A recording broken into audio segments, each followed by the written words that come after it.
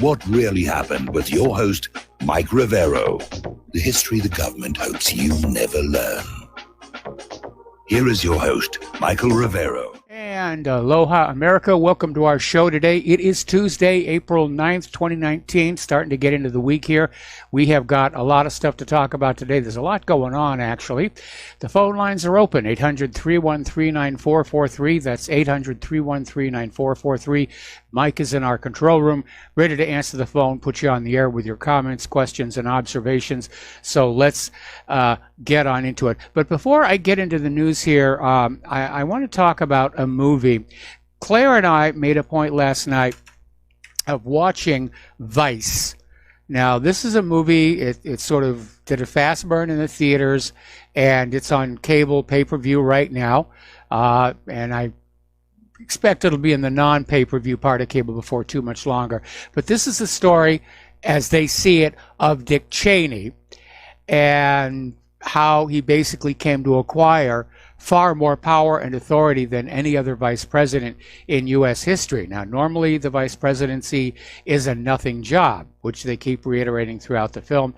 John Adams called it the most boring job in the entire government because all the vice president gets to do is break ties in the Senate and sit around waiting for the president to die. So they're going through it now. Overall, the film covers a lot of the details that we were all watching as we went through that whole George W. Bush getting into Iraq situation. They cover a lot of it, Valerie Plame. In some cases, they're a little inaccurate, but they admit right up front in the movie. They have titles that say, this is based on a true story. Well, at least as far as we can tell, given that Dick Cheney is one of the most secretive people on earth, but we tried. And the film stars Christian Bale as Dick Cheney, Amy Adams as Liz Cheney, and Steve Carell as George W. Bush. And Carell did a really good job, I thought. Well, they all did. Stellar cast. They did a really good cast. But they start out basically where 9/11 has just happened, and the alarms are sounding in the White House, and they're grabbing Dick Cheney and rushing him out of the room and off into the emergency center and so forth and so on. That isn't what exactly happened. And so I dug up this story and I reposted it to whatreallyhappened.com. And this is a story you can find over at 911truth.org, and it has to do with Secretary Mineta's testimony before the 9/11 Commission, in which he says basically that Dick Cheney was just watching the plane coming in to the Pentagon. And there was a young man who came in and said the plane is 50 miles out, the plane is 30 miles out, the plane is 10 miles out. And the young man said to the vice president, do the orders still stand? And the vice president snapped at the young man saying, of course the orders still stand. Have you heard anything to the contrary? Now, the orders in question were a do not shoot down. And one of the aspects of 9/11 that was really very strange was that just a month and a half before 9/11, U.S. policy on intercepting aerial threats was changed. Prior to that, any military commander at any air base who detected an air threat coming on in could order their fighters to intercept if they felt it was needed. That got changed, so it required the direct authorization of the Secretary of Defense, who on the morning of 9/11 could not be found. And shortly after 9/11, the policy went back to as it was originally. So they missed that part of it. Now, the movie itself, looking at it from the point of view of a filmmaker, it's a little choppy. And the director was, I don't know if he was just in love with his own creativity, or he just felt there wasn't enough spice in the story, being very dry political stuff. But there are some things that he does in there that are rather gratuitous, and I felt totally unnecessary. The film runs well over 2 hours. I think with a good editor, they could have cut at least half an hour out of there and not damage the story. But I still recommend that you take a look at it and when it comes around, because we were all there. We watched it all happen. We did. And Christian Bale, he even gets the sneer right. Now, the only part of the movie I didn't like was at the very end when Cheney is being interviewed on TV, and all of a sudden he breaks the fourth wall and he looks directly at the motion picture camera and he launches into this thing about how he's never going to apologize. Well, you know something, I shouldn't spoil it all, but basically, you know, he tries to justify his behavior. Now, whether that's Cheney justifying Cheney or the film trying to make Cheney look good, I don't know, but you can decide for yourself. Anyway, so the film is called Vice, and I would give it 7 out of 10, and I'm a tough critic. All right, we're going to do a shout out now to our honor affiliates who are just now rejoining our network. So getting into the war zones. The situation over in Libya is very dynamic. Now, as you know, before General Khalifa Haftar started his march on Tripoli, the U.S. withdrew their forces, leaving Prime Minister Fayez al-Sarraj on his own. And the U.S. forces were literally evac'd out. And at the time, everybody was saying, you know, what's going on? Does the U.S. just want the two governments to kill each other off, and then the U.S. can go back on in with a new installed puppet government? But according to this article from Sputnik News, what's going on here is that even though the United Nations supports Prime Minister Fayez al-Sarraj, basically the international community as a whole will support Khalifa Haftar so long as he resumes production in Libya's vast oil fields, which have been for the most part shut down because of all the turmoil going back to the killing of Muammar Gaddafi. Did you know that Libya at one point was the wealthiest country in Africa? And it has been racked by chaos and turmoil and warring factions ever since this catastrophic intervention to overthrow Muammar Gaddafi. You know, but at least Hillary Clinton got a good laugh out of it. Apparently Haftar's LNA, the Libyan National Army, is now heading west. They came out of the east. The east is their stronghold, and they're now heading west. And apparently there were clashes south of Tripoli. So we're going to see what's happening. But right now, there's been a shakeout, so to speak. There are now two rival governments. One based in Tripoli, which is the internationally approved, originally U.S. supported government, and the other in the eastern city of Tobruk, which is allied with Haftar. So, yeah, this is definitely a civil war, and it's going to get bloody. Now,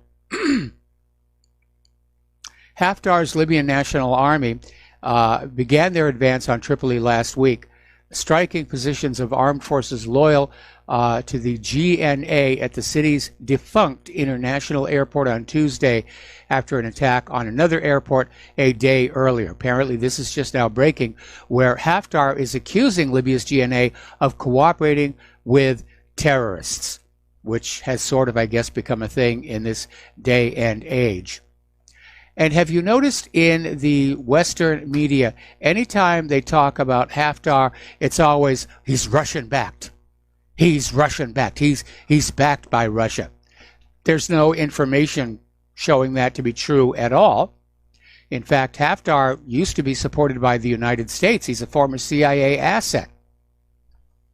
But when he stops doing what he's told by the United States, well, he must be Russian-backed, because only people who are backed by Russia would refuse to do what the United States government tells them to do. That's just the way it's going to be. But looking at this article out of Global Research, and they do good work, they're saying is that Haftar looks like he genuinely believes he's operating in his homeland's true national interests.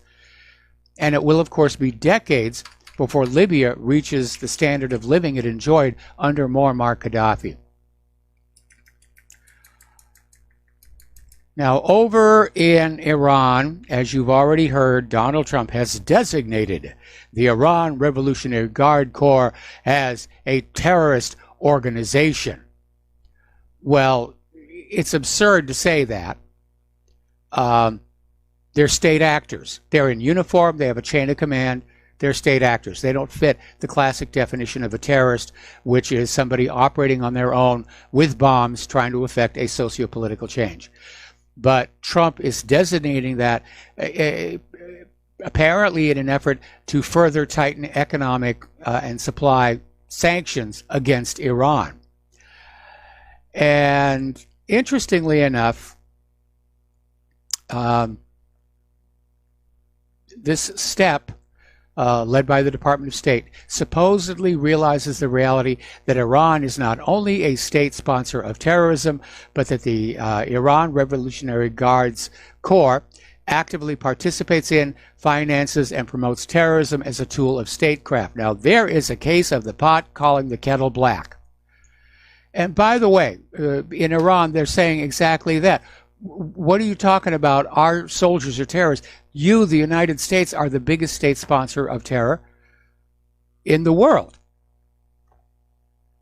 We've known for a long time. The U.S. sponsored ISIS. That's a terrorist group. They sponsored the White Helmets. That's a terrorist group. They sponsored Al-Qaeda. That's a terrorist group. Anyway. So another interpretation of what's going on here, this is from Veterans Today. Trump is preparing for war on Iran on Netanyahu's orders. And it's saying it's clear that this move has been made on the direct orders of Benjamin Netanyahu. And the timing is a giveaway. It was one day before Israel goes to the polls, trying to get more votes from the Israeli right wing. We're going to bash on Iran. Vote for Netanyahu and Trump will bash on Iran. And Netanyahu came on out on the campaign trail and said that Trump named the Iranian Guards a terror group at his, meaning Netanyahu's, request. Trump does what I tell him to do. Vote for me. I've got Trump in my back pocket. I've got Trump by his toupee, or whatever it is that Netanyahu is saying. But he's selling the idea that Trump is giving Netanyahu everything that Netanyahu wants, and so far, Trump has done exactly that. And so Netanyahu is campaigning on the idea that if he stays prime minister, the United States will remain fully committed to giving Israel whatever it wants, no matter who has to pay for it, no matter who has to die for it. Now, a lot of people are being very concerned about the fact that designating the Iranian Revolutionary Guards terrorists results in painting a big red target on the U.S. troops currently stationed in Iraq. And the Iran Revolutionary Guard Corps is sort of like the U.S. National Guard. It isn't the formal army, but it is an adjunct to it. Now, if the U.S. has a problem with the Iranian Corps actions, they should accuse the Iranian government of war crimes. States commit war crimes. There are international laws and institutions for dealing with war crimes.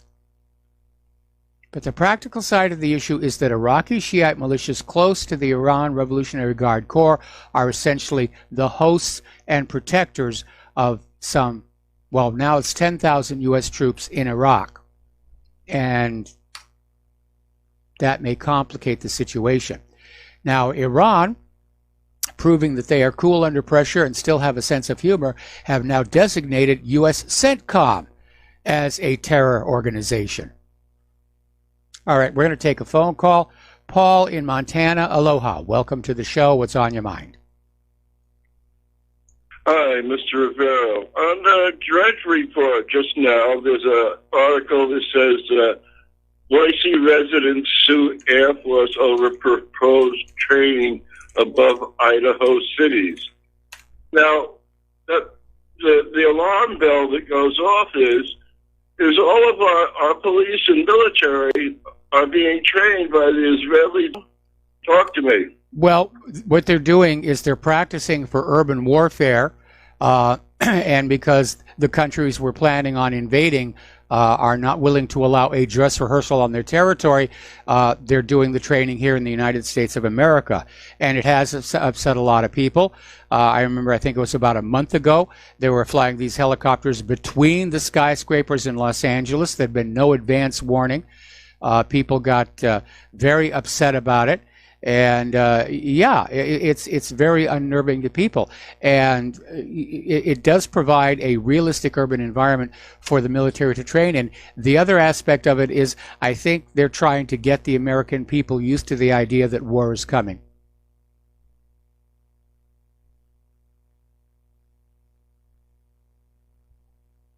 Paul, you there? Okay, we lost him. Alrighty, getting on back to the war zones here.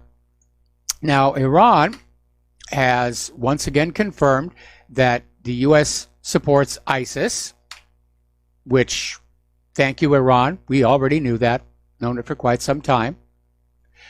And Iran is now asking Iraq once again to expel all U.S. forces from Iraq as soon as possible. Easier said than done. Just ask Syria. And the issue is, you know, supposedly the U.S. and Iraq are friends, but Iraq is very nervous about all these armed forces on their soil. And they would like them to leave, but the U.S. doesn't show any signs of leaving. So what's Iraq going to do? Restart the war all over again? Now, what I want to know is, where's Muqtada al-Sadr in all of this? Because he had made a statement a while back that if the U.S. forces stayed beyond the original agreement to leave, there had been a signed agreement saying U.S. forces will leave by this date. That date has come and gone a long time ago. And the U.S. forces are still there. Muqtada al-Sadr basically said any U.S. forces in Iraq after that date when they're supposed to be out, they are a legitimate target. So far, we haven't heard or seen anything from him, but that's another wild card out there in the hinterland. Talking yesterday about this story where the neocons are saying they want to use Turkey to ignite a regional war. And obviously for a regional war, they want U.S. forces, your kids, all over the region. Yesterday, we talked about this incident in Yemen in which there was a warehouse that exploded right next to a schoolyard, killing 11 civilians, including a lot of children. And it was presumed to be a Saudi airstrike. Now, Saudi Arabia is not shy about saying, yes, we bombed this, we bombed that. But unusually, in this case, the Saudis are saying, no, we didn't have anything to do with this. So this has prompted the United Nations to call for a probe of this warehouse explosion to see exactly what happened and how it got hit, or if, alternatively, there was something inside that just exploded. So it's being treated as some mysterious explosion out of nowhere. And the Saudis have previously lied about responsibility. They want to know what's going on. 'Tis the season for elections. They're all over the place here. And Turkey just had their local elections. And they haven't gone too well for President Erdogan. In fact, his party lost in the Istanbul vote, which his career started as the mayor of Istanbul. And so losing that city was quite a political blow. I think he wants a do-over. We got to take a break for commercials. We'll be right back. Aloha, America. Welcome back to our show here. We're going to go back to the phones to Terry in Oregon. Aloha, Terry. Welcome to the show. What's on your mind? Hey, Mike, just look for Israel to go hog wild over the next year and a half, just in case Trump doesn't get a second term. You know, they know they can get away with anything. Look for some false flags to get into Lebanon. And as a matter of fact, I just heard where Christopher Bolin strongly suspects that the Marines that were attacked in Beirut with the bomb, that was an Israeli false flag. He doesn't have any proof, but he says he strongly suspects it. Yeah, But I've seen indications of that myself. And of course, what did the United States do? 24 hours later, they invaded Grenada to pull the media's attention off of what was one of the most humiliating failures of military security in American history. yeah, except that it kind of backfired on the false flaggers because Reagan just pulled all the troops out. He didn't go crazy with the retaliation for that like they expected he would. Well, they still got Reagan. They tricked him with that fake radio transmitter and got him to bomb Gaddafi. They missed Gaddafi, and they got his 5-year-old daughter. Right. So, but look for troops going into Lebanon, the southern part, and also the eastern border. And,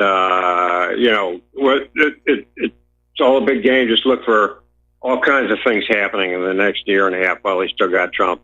That's all I had, Mike. I appreciate it. And right. We'll talk to you next time. All right. Thanks an awful lot. Yeah, it is a very, very complex situation. And it's just going to take one hothead, one mistake for it to really spiral out of control here. Okay, now, getting on back to Turkey.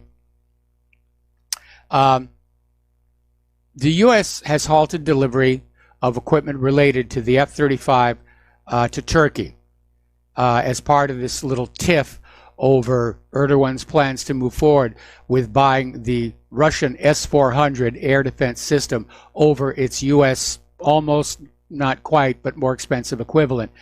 And since Erdogan is still intractable on that, Vice President Mike Pence is now threatening Turkey's future role in the NATO alliance, saying it's time to choose between remaining a NATO member or buying the Russian S-400. Here is my question. Does the United States, all on its own,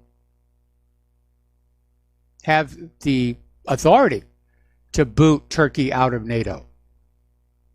Or is it an empty threat? And with Mike Pence going around making all these threats and everything, and having watched that movie last night, Vice, Pence is starting to remind me a little bit of Dick Cheney. Over in Syria, the situation is, at the moment, relatively stable. There are some limited ISIS attacks on the U.S.-backed Syrian Democratic Forces.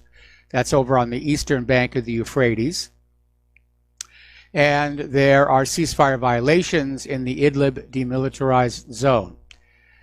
So over the last couple of days, pro-militant sources are claiming that the Syrian Arab Army and even the Russian aerospace forces have delivered strikes on so-called opposition targets in northern Hama and southern Idlib. These seem to be propaganda exaggerations, but there are real attacks going on both sides. Meanwhile, there are indications that the United States and Israel are preparing for a coordinated campaign against Iranian forces stationed inside Syria that may also be the reason for those 10,000 combat troops, U.S. combat troops in Iraq at the edge of the border. And of course, it basically amounts to it's going to be another invasion of Syria. And Israel and the U.S. are going to say, Assad, this has nothing to do with you. We're going after the Iranians. And of course, Assad is going to remember when the United States said, stay out of this, Assad, we're going after ISIS and Al-Qaeda. And it turned out to be a big lie. But apparently, a little bit of good news. The Syrian Arab Army and the Russian forces have finally started evacuation of civilians from the Al-Rukban refugee camp through open humanitarian corridors. Apparently, the U.S. backed down, just keeping them locked up. It was becoming too obvious that the U.S. wanted to keep all those refugees there as a pretext to keep their military forces on the Baghdad-Damascus highway in the area of Al-Tanf. However, even if the Rukban camp is emptied, doesn't mean the U.S. is going to leave. U.S. seems to have this attitude. Here we are, and here we stay. Guess too many of our military command been reading Frank Herbert's Dune. All right, we're going to take another break here for commercials, and we will be right back. And aloha, America. Welcome back to our show. We're going to take some phone calls now. Dustin in New Jersey. Aloha, Dustin. Welcome to the show. What's on your mind? Hey, Mike, did you hear anything about an F-35 visiting Davy Jones' locker? Yes, we're going to talk about that a little bit later, and I'm sure Boeing is, breathing a sigh of relief and saying, "Oh, good, now it's Lockheed Martin's turn." I didn't know Boeing made like boats. Well, they may have. Well, we're talking Lockheed Martin makes the F-35. They may have made a submarine. Yeah. Hey, Mike, I don't know if you heard this, but Benny Gantz, like they're saying he won. Like that's just what the exit polls are showing. Like, well, he won a lot of there's seats. a couple of different exit polls, and right now they're neck and neck, and everybody is saying it's too close to call. But yeah, it does look like he's ahead by enough seats to where Netanyahu may no longer be prime minister, which I think would be good. Not that Benny Gantz is going to be any easier on the Palestinians, but at least Netanyahu gets to deal with his corruption charges, without any distractions.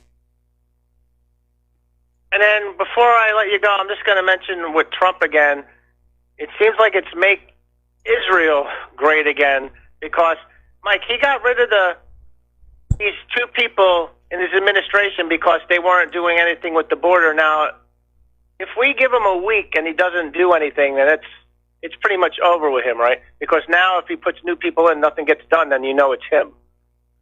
Absolutely. Absolutely. Yeah.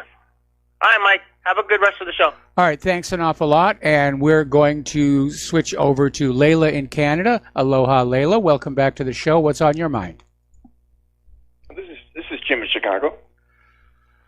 All right, we'll take Jim in Chicago, and then we'll go to Layla after that. I'm not sure what happened. Anyway, Jim, what's on your mind? A couple of things. Yesterday, Donald Trump, he decides to go after the Iranian Red Guard, and also he went after the Cuban Baseball League. And this is kind of ironic because back in 1995, he sent people down to Cuba because he wanted to build a hotel and a casino down there. And the United States government, I guess they fined him. So that was stopped, and that's something he was not very happy about. And then I read in the paper today and also yesterday where in 2016, Donald Trump was sending money, laundering money to the Iranian Red Guard because he was trying to build a hotel in Azerbaijan. Did you read that story?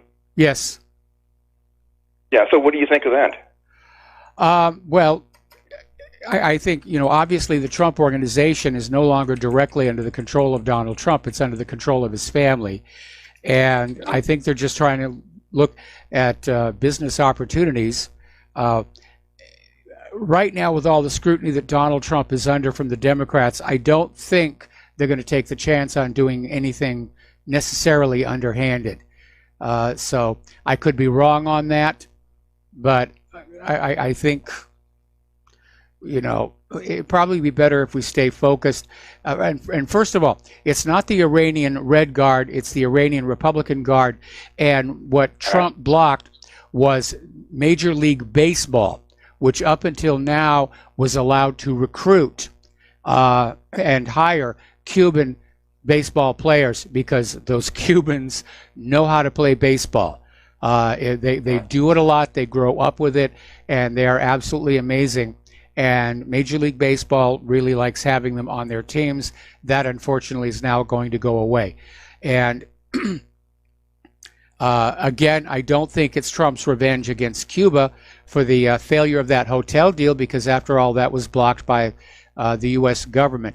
But it may be a continuation of Trump's attempt to start isolating Cuba and pay back for its support of Venezuela. Well, that's a possibility. Did you hear what John Bolton said, though, regarding the situation with the Cuban baseball players? He stated, well, this is a way of stopping human trafficking. Human trafficking. You know, what, 5 or 6 Cuban ball players joining the major league teams, and that's human trafficking? I mean, for one thing, these are the people we should be allowing into our country. They're skilled, they're wanted, they're good for the economy. You know, if Bolton's worried about, you know, human trafficking, he should be down there in Arizona and Texas on that border. I mean, Bolton, I think it's time to take a drug test. That's just idiotic of him to say. Right. Well, Mike, I'm going to let you go. You take care. Okay, thanks an awful lot. And this time, for sure, we're going to Layla in Canada. Layla, aloha. Sorry about the earlier goof. What's on your mind? That's okay. I was wondering if you... I've never heard the name John McLaughlin as a prominent advisor and pollster to Trump in 2016, but apparently he's been Netanyahu's pollster and advisor, and he's done that for many global conservative parties. And he's using the same tactics of, you know, what they did was the Arabs are voting in droves, get out there and vote. And of course, the Arab turnout is barely around 50% of the eligible Arab voters. But it's very close, and I don't know, it's 37 for Gantz to 35 for Netanyahu. And I don't know if that's percentage points or seats.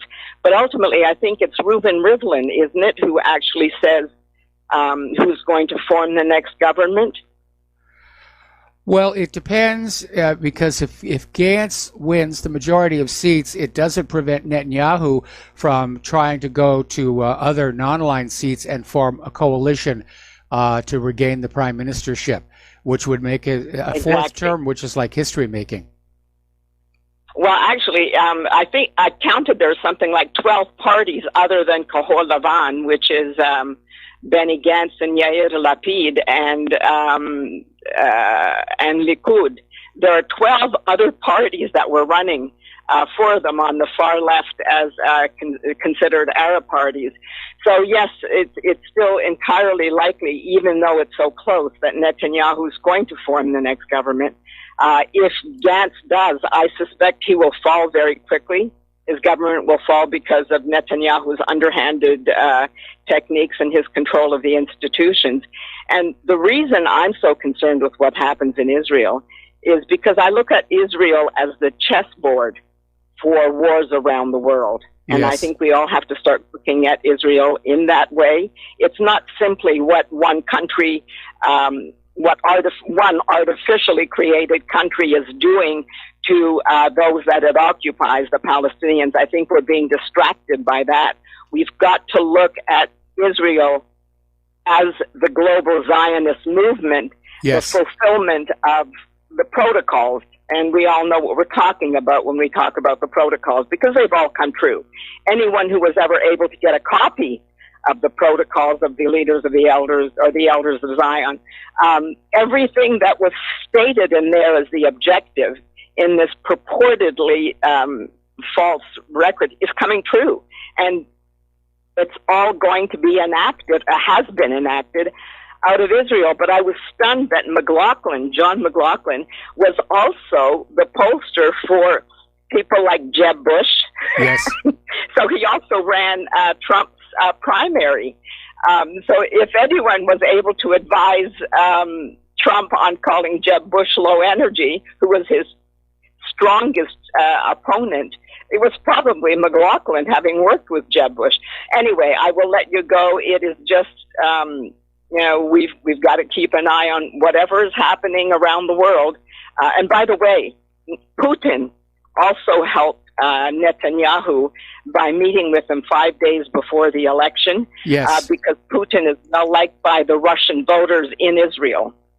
So it's not, this Putin guy is another one who's playing both sides of the fence.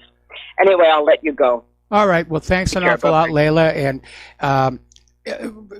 I would rather say that Putin isn't playing both sides of the fence. He's trying to basically be above the partisanship, and he's trying to just be nice with everybody up to the point where it's time to not be nice. And I think Putin genuinely is trying to avoid that time. So we'll see what's going to happen over there in Israel. Of course, if Benny Gantz wins the majority of seats in the election, he can also go to those other 12 political parties and say, form a coalition with me. So this thing may not be over. And we could even see this thing lead up to more wet work like we saw with Itzhak Rabin all those years ago. Okay, now getting on back to the war zones. Okay, the U.S. invaded Iraq. They annoyed 60% of the Shiite population who fought back, and they've blamed Iran for killing 608 U.S. troops. And it's a big talking point. This was designed for Special Envoy Brian Hook to give hawkish speeches on Iran. The briefing estimated that Iran was responsible for the deaths of 608 U.S. troops during the Iraq War. Notice they didn't say Iran killed those troops, merely that it was responsible. And this was an upward revision from a 2015 estimate of 500. The most accurate estimate, of course, would be 0, because despite years of anti-Iran rhetoric, the United States has never conclusively pinned a single death on the Iranian government or its forces. But then we know with this government, truth just absolutely does not matter. And that was something else that came through on that movie Vice, along with the heavy use of focus groups. So we're a very loud bird outside the window here. So the propaganda is still going on. But that's something that I've come to understand over these last 25 years. The government is totally unconcerned with truth.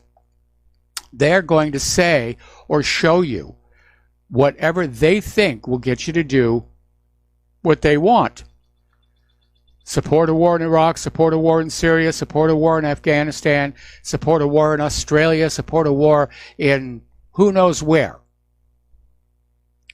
We got a good demonstration of that over the last 2 years with this Trump-Russia collusion story, for which nobody has apologized and nobody has been fired. Because that's how you are controlled. You are lied to. We live in a real life version of the Matrix, where everything presented to us in newspapers, radio news, TV news, it is an illusion to control us.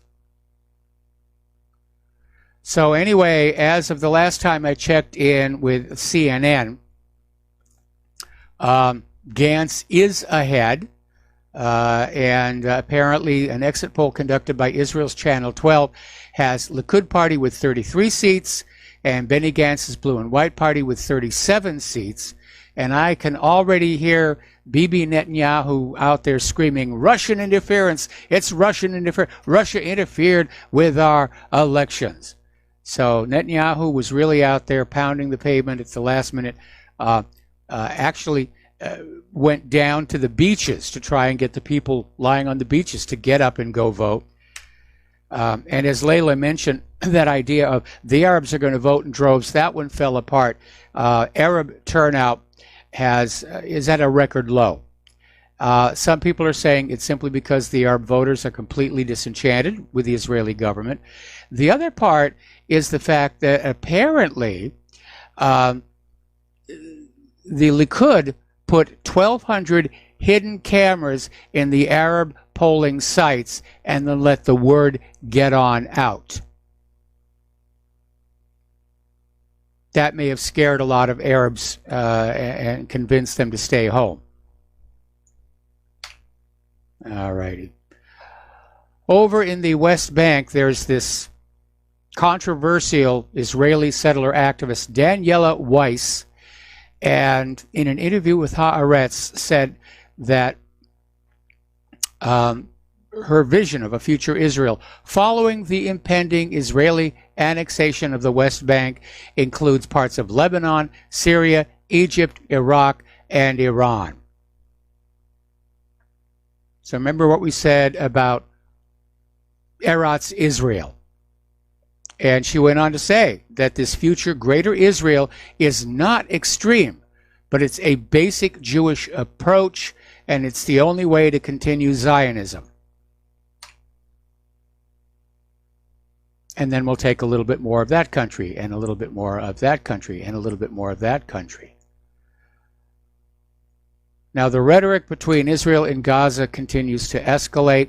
The moment the ceasefire seems to be holding. But Hamas leader Yahya Sinwar has promised that if Israel launches another attack on Gaza, Hamas will force Israel to evacuate not only the settlements near the Gaza border, but some of its main cities, such as Ashdod, Ashkelon, Negev, and Tel Aviv. And Sinwar said, "We are 10 times stronger than we were in 2014, which was the previous Israeli-Gaza conflict." I don't know, it sounds a little braggadocio to me. Sinwar noted that Israel will only suffer if the war is imposed against the Gaza Strip. He promised that in this case, Hamas would act as shield and sword to the inhabitants of the region.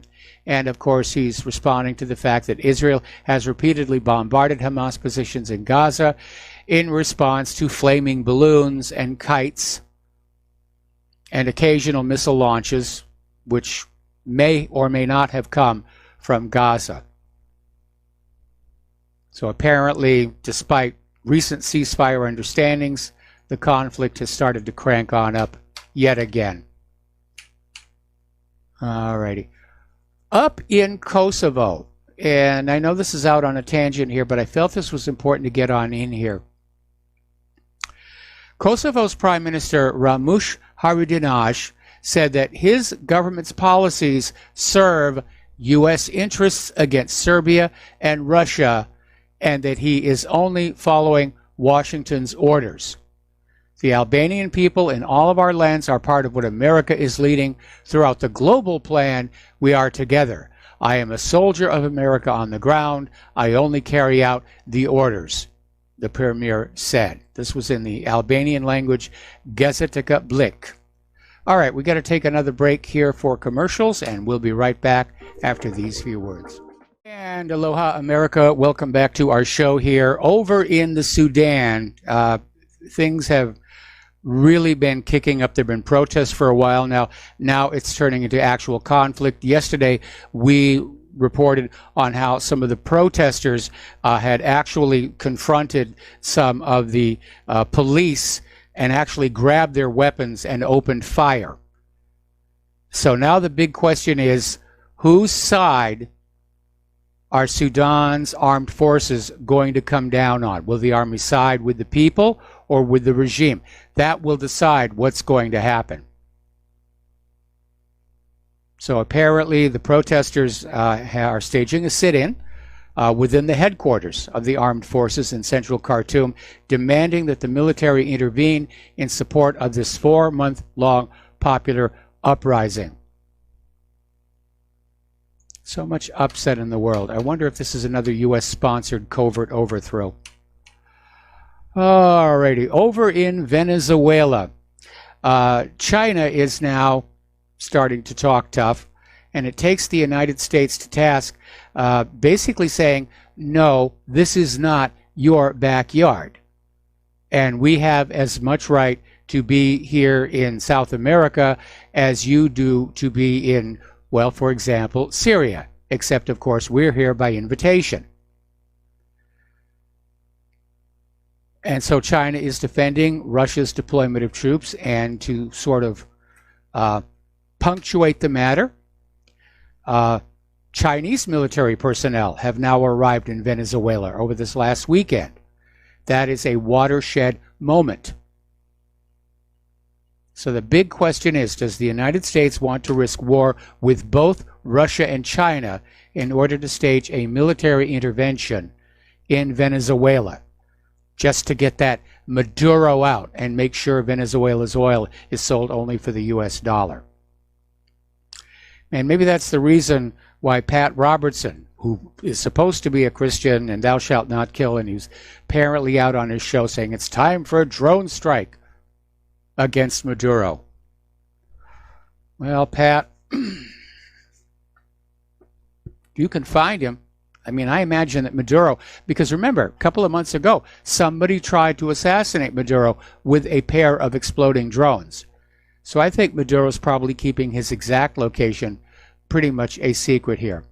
Meanwhile, Sergei Lavrov is saying that Venezuela is not going to become a second Syria, and that from his conversations that he's had with other governments in South America, that the majority of them will not back a military invasion. So Juan Guaido is still out there saying, I'm the president, I'm the president, I'm the president. People are attacking him. What a mess here. Now, here's an interesting development. China has opened a new border crossing with North Korea in Jilin province. And it's a highway port, meaning it's not just a little gate people can go back and forth. It's a commerce barrier. And that is a significant statement of cooperation between China and North Korea. May even be part, eventually, of the One Belt, One Road. Got to take a break for station identification. We'll be right back. And aloha, America. Welcome back to our show, hour number 2. And the phone lines are open, 800-313-9443. Okay, so what part of the South China Sea is the United States not getting? Because apparently, not having received enough of a reaction from China over these various Aegis ships and everything sailing in and around what China claims is their territory, the United States has sailed the USS Wasp amphibious assault ship near areas claimed by Beijing. And the Wasp is carrying something like 10 F-35s. So it is a huge display of power. And apparently the Japan Times tried to contact a military spokeswoman who would not confirm or deny the Wasp's presence near the collection of outcroppings, saying it's force protection and security. But apparently the Wasp has been training with Philippine Navy ships in Subic Bay and in international waters of the South China Sea for several days. Okay. Up in North Korea, we're getting back to North Korea, little observation. We keep hearing about the possibility we're going to go on in, we're going to have another Korean War. We didn't do too well in the last one. Okay? In July of 1950, North Korea defeated the United States Army. Okay, the same army that 6 years before had managed to stop the Panzer divisions at the Battle of the Bulge. But in July of 1950, the army was a speed bump. They only managed to delay the North Korean advance for a few hours. So we might want to be careful. They know the terrain. They've got the home court advantage.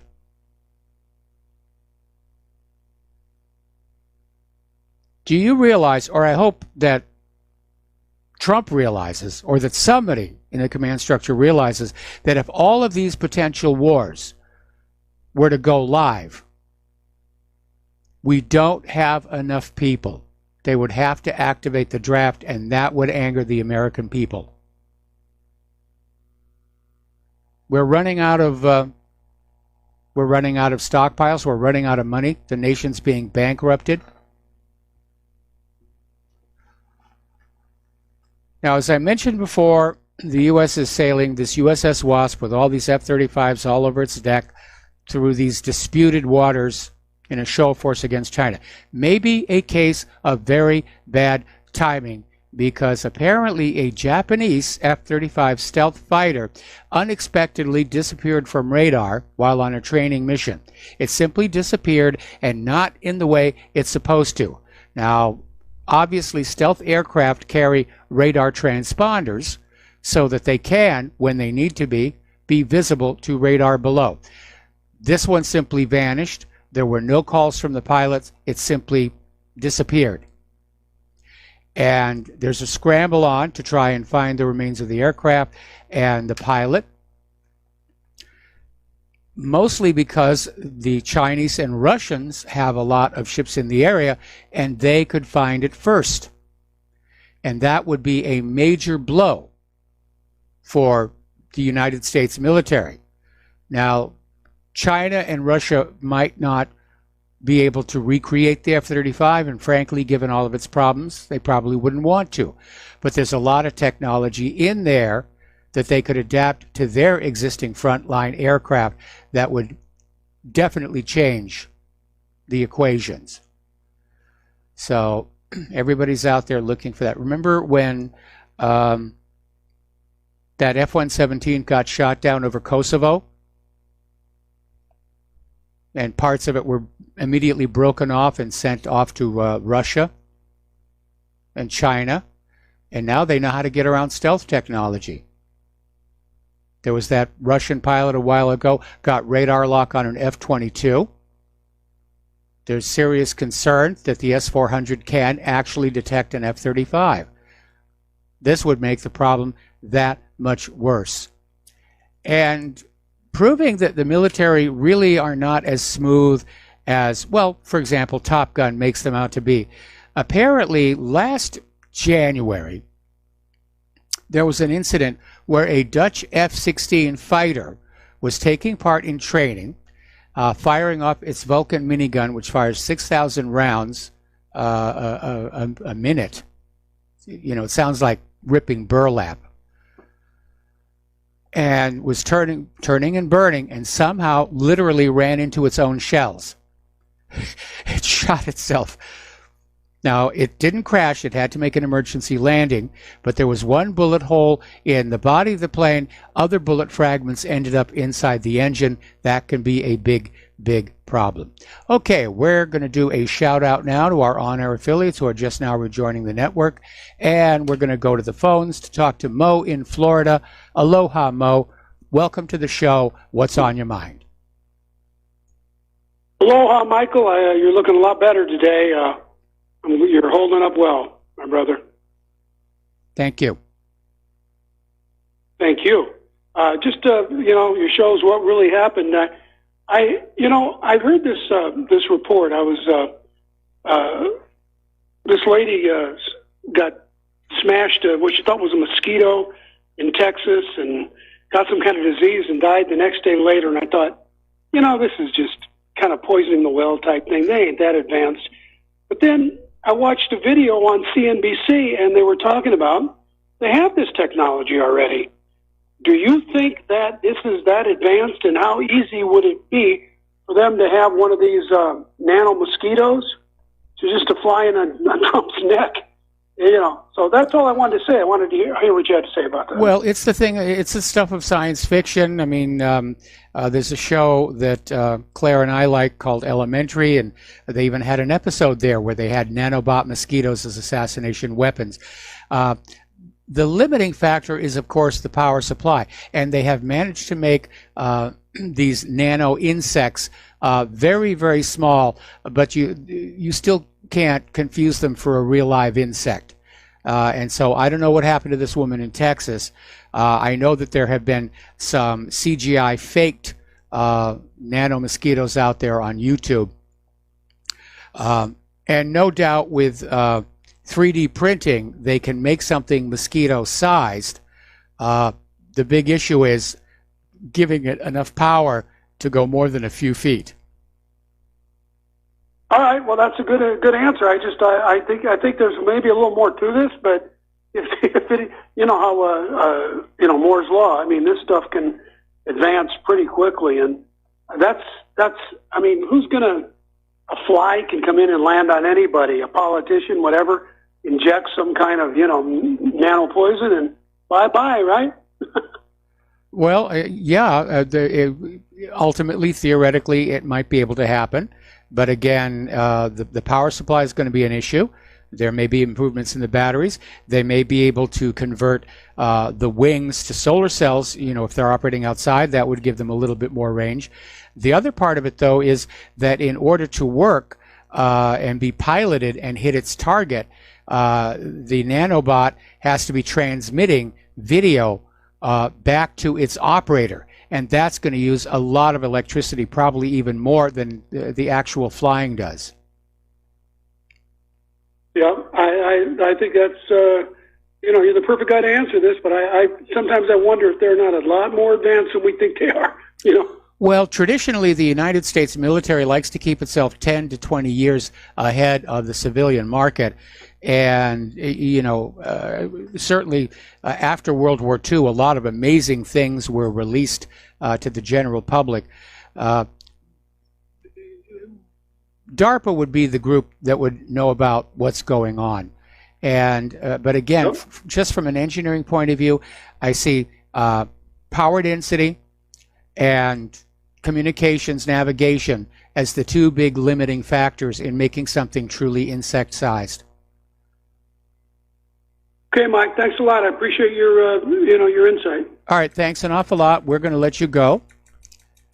And okay, let's talk about our domestic politics here.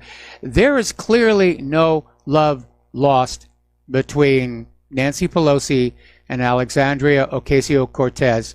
And Alexandria makes no bones about the fact she has all these people following her on Twitter.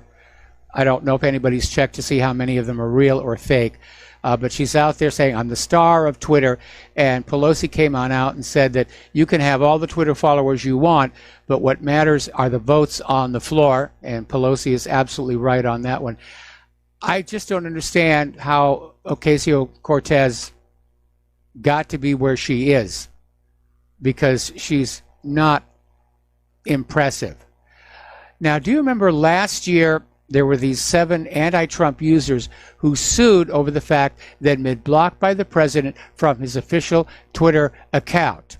And this judge in New York ruled Trump did not have the power to block others on social media, as his account had become a designated public forum, meaning he's a public figure, and he couldn't block anybody. Well, it turns out Alexandria Ocasio-Cortez has just done exactly the same thing, because, as you know, she had this controversy last week where she was speaking before Al Sharpton's National Action Network, and the video clip went on Twitter, and people started attacking her on Twitter, and she started blocking them. Now, the Democrats aren't making a big stink about it the way they did in the case of Donald Trump. But yes, she's basically doing what got Trump all that criticism there. By the way, I understand that Alexandria Ocasio-Cortez is planning a trip to Naboo to speak to the Gungans, and she's taking voice coaching lessons from Jar Jar Binks. Speaking of Al Sharpton, you're going to love this one. There's this website called The Smoking Gun, and it is a website that has, over the years, ferreted out documents that reveal quite a bit of very embarrassing information. And their latest report, published yesterday, claims that Al Sharpton is a former FBI informant who regularly interacted with members of 4 of New York City's 5 organized crime families, specifically leaders of the Genovese family, and he secretly recorded their conversations. So if Al Sharpton goes missing mysteriously in the next few days, start dragging the East River. Over at CNN, Ana Navarro came on out with a tweet. You can see the Trump derangement syndrome is out there. And now that this whole Robert Mueller investigation collusion has gone pop like a bubble, they're just out there just trying to say anything about Trump that's going to damage him. So anyway, over at CNN, their pet Republican and virulent anti-Trumper Ana Navarro issued a Twitter post saying that Trump had called all illegal immigrants animals. No, he didn't. It never happened. They're basically sort of mutating a single incident where he described the MS-13 gang members as animals. And if you know anything about MS-13, that is not an inappropriate comment. All right, we're going to take a phone call here. Peter in Los Angeles, aloha. Welcome to the show. What's on your mind? Mike, I saw your article on the Al Sharpton being an FBI informant. As a matter of fact, you may have forgotten it, but you told us years ago that was going on. But that he was. Well, I've only been doing this 25 years, and I got an old man's memory, so. Well, you were on it. You were on it years back, and it's true. It's been a long time that it's common knowledge. But what I wanted to broach with you is also another one, which you also talked about, and that is that another FBI informant, it was found, who admitted to it when they were doing the investigation on whether or not Obama was selling his Senate seat. Do you remember that? Yes. When he and that was Congressman Jesse Jackson Jr. Yes. A sitting congressman admitted that he was an FBI informant. So not only do we have Al Sharpton and this as a black leader, but we have a sitting U.S. congressman as an FBI informant. He admitted to it, and what does that say about Mueller and the FBI and how off the reservation they have been for a long, long time? Well, it goes back way before Mueller and the FBI. I mean, it goes back to COINTELPRO back in the 1960s. The FBI, and for that matter, police departments have never hesitated to use informants. And it's very well organized. And to this day, the FBI maintains multiple informants on every college campus to basically keep an eye on any students who seem to be straying away from the straight and narrow. And certainly they were targeting the anti-war movement, the early feminists, the Native Americans, and the FBI was doing everything they could to disrupt them, including stunts like the Black Panther coloring book. This is what the FBI is really all about.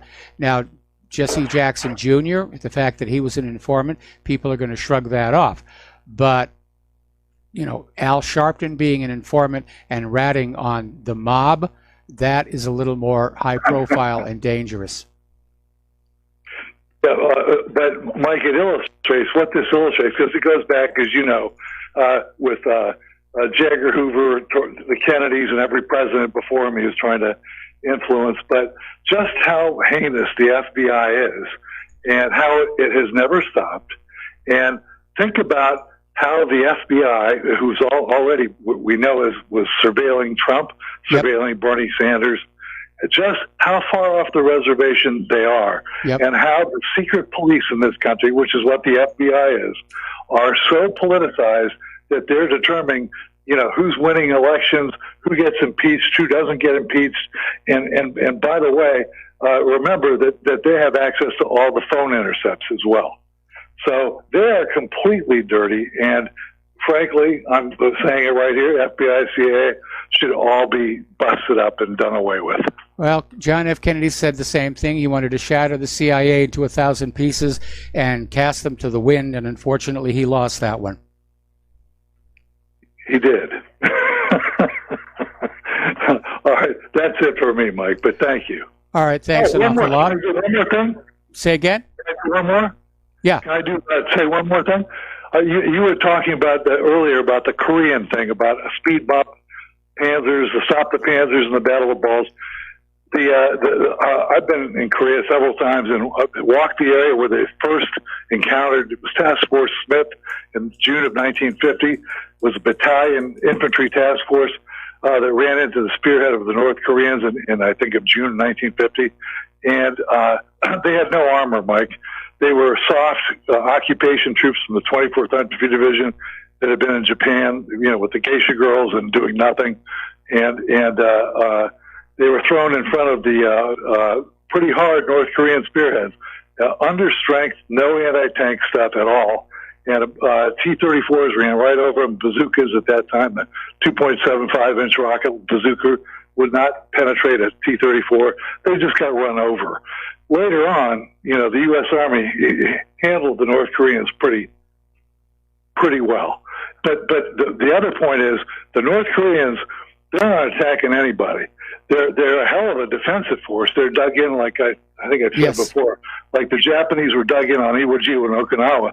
But if they ever got onto a road in an attack, they'd be shot off the road, and they're not configured. Our Air Force would just decimate them, and they're not even configured for that. They're configured like the Japanese on Iwo Jima.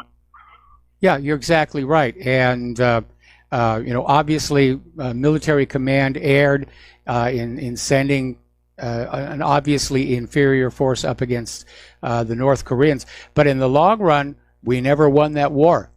Technically, it's still ongoing. There's just a ceasefire. Okay, so Peter, thanks an awful lot. We got to take a break for commercials, and we'll be right back. And aloha, America. Welcome back to our show here. And once again, I want to start this part of our beg with a heartfelt thank you to everybody who has donated and continues to donate, and especially those who donate just a little bit every single month, because that's what allows for public broadcasting to keep on going. You've been hearing what's going on in the world. You can see it. This is a very, very dark time. And we talk about all the various conflicts that are out there, but the biggest one is the war between the lies and the truth. And I think it was Senator Hiram Johnson who said, truth is the first casualty of war. Or as George W. Bush said, we've got to catapult the propaganda forward. We've got to catapult the propaganda forward. And that's it. The government, the corporate media, they lie to you to get you to do what they want. They're not lying to make your life better. They're not lying to you to make anything easier for you. They see you just as tools. They want your money. They want your children. They want your obedience. They want your votes. And they will say whatever it takes. Meanwhile, you have out here the independent media, which has sprung up because of the betrayal of the corporate media, which has just fallen since the days of, well, the Pentagon Papers or Watergate. They don't do that kind of stuff anymore. They have to leave it to WikiLeaks. So that's how important we are here. And we have no big supporters. We have no angels. We have no foundations. We have no corporate sponsors. Without you, Republic Broadcasting and what really happened will vanish. That is just the truth. So again, thank you for everybody who's donated, and for those who care to donate again or for the first time. The postal address is Republic Broadcasting Network, 2251 Double Creek Drive, number 302, Round Rock, Texas 78664. The phone number where you can call in a credit or debit card donation or pledge to be a recurring subscriber is 800-724-2719, extension 1 during business hours, extension 3 at all other times.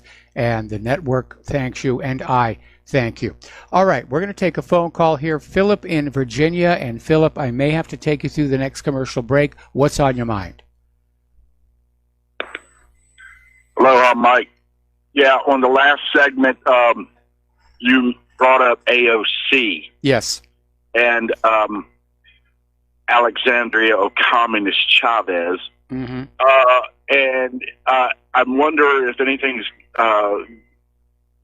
further developing about her campaign finance problem. I haven't heard anything about that, any follow-up, but I would like to see something done about that.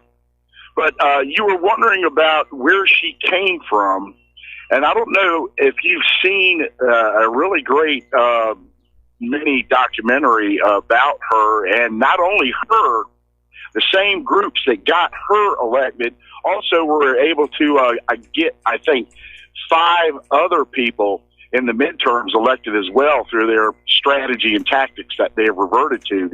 They're actually of subversive organizations, like 3 or 4 different non-government or what do they call them? Nonprofit organizations. Yes. But anyway, did you see a video of the brains behind AOC? No, I didn't catch that one. You need to see it.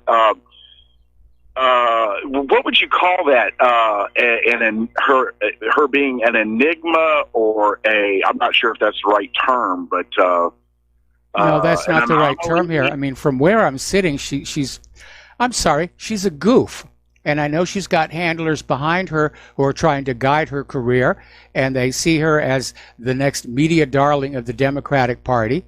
But every time she opens her mouth, she's embarrassing herself, and I don't think she's going to last. We have a story a little further on down where apparently the reason she won her seat was more due to the incompetence of her opponent than to her skills, because she just doesn't seem to have any. And I think right now she's on this rush where she thinks she won her seat through merit, and it's gone to her head, and that's why she's out there behaving the way that she is. But somebody needs to, give her an ice bucket challenge and say, look, you got to calm on down. You're just a first-term congresswoman, and you've got to tone it down a little bit if you expect to have any longevity. Well, the thing about her and a few other of her ilk, like Talib and Omar, and there was some other anti-Trump woman that got elected. Hold that thought right there. Philip, hold that thought right there. These people, anti-Trumpers who got elected. We got to take a break for commercials. We'll be right back. And aloha, America. Welcome back to our show here. We're talking with Philip in Virginia. And Philip, during the commercial break, I did a quick search, and it appears that complaint filed against Alexandria Ocasio-Cortez by this conservative group is not going anywhere. Nobody seems to have picked up on it. AOC's people are saying they basically have tried to frame the relationship between all these players in the worst possible way, but it doesn't look like anything's happening with that. So you were talking about how all these newcomers got elected to the House of Representatives, including Ilhan Omar, Alexandria Ocasio-Cortez, one other woman who apparently hates Donald Trump. Could you just sort of pick it up from there? Yes, the video is called "The Brains Behind AOC" by a fellow. He calls himself Mr. Reagan. I don't know if that's his name or if it's a shtick or whatever, but it's really informative. The first one is 23 minutes long, and he subsequently put another one out that's even more troubling, and that one's about 19 minutes. "The Brains Behind AOC Part 2. So if you come across those, I think it would answer a lot of questions about, where these people are coming from, because they're, like you mentioned, they're not qualified. These people are bird brains. They're just getting their talking points from these hardcore leftist organizations, and they're essentially trying to take over the government through the democratic process. So they definitely need to be kept an eye on, and they need to be exposed, and they're a bunch of hypocrite frauds, and we're already seeing that with her, with the Twitter thing about how Trump was people came against Trump for blocking people, and now AOC doing the same thing that he did, and, where's the outrage for that, I mean, these people are hypocrites. Yes. They're politicians. They attack their enemies and they protect their friends. Yeah, and let me just say something about our fundraising efforts here, for RBN and your program and everything. I want to put out a challenge, a money bomb, so to speak. The check is in the mail, Mike. I'm pledging $100 to you and RBN, and I'm going to get that out tomorrow. I'm off tomorrow. I know I'm off. I'm going to get that out to you guys, and I request all the other people out there that are concerned about the real media, the real news, not the fake stuff coming from the MSN, the massive satanic misdirection out there. And let's mobilize and let's get these, take care of these bills that we don't have the luxury of these truth haters out here getting funded by these billionaires like Steyer and Soros. Yes. Okay, bud. All right, thanks an awful lot, and we're going to switch over to Tom in Florida. Aloha, Tom. Welcome to the show. What's on your mind? Yeah, good day to you, Michael. Michael, what's going on here is I keep watching this media. I don't know if you're familiar with One American News Network. They just showed every hour on the hour they show what the immigration cost is and how many illegals are here. It's $26 million according to OAN. It's $72 billion a year that's cost already for these illegals. I think it was it's just astronomical numbers that OAN shows every hour on the hour about immigration. But here's what I want to talk about, Michael. You got a lot of Cubans now sneaking in from Cuba into Mexico to try to come up to that border. And because you remember, they ended a wet foot, dry foot. So now a lot of these communist Cubans that don't have a pot to pee in, they all want to get to the United States. Michael, I don't know if you're aware of this, but every Cuban in Cuba, there's only 2 of them that own a car. So wait a minute. I have to call you on that one. Go ahead. Because Go ahead. There's almost. I don't know how you're going to comment, Michael. I was in Cuba about 8 months ago, and I can tell you, for every 100 males in that island, only 2 of them will have a car. Okay, I can vouch for that, Michael. All right. Okay, so I know what's going on in Cuba. Believe me, Michael. Trust me on that. Okay, I'm going to repeat. Out of 100 males in that island, for every 100 males you got over there, I'll give you a benefit of the doubt. Maybe 3 of them own a car. 97 of them wouldn't own a car. Their modus operandi is either a horse and a buggy, or they have buses. They do have these makeshift buses they ride around for all the cities.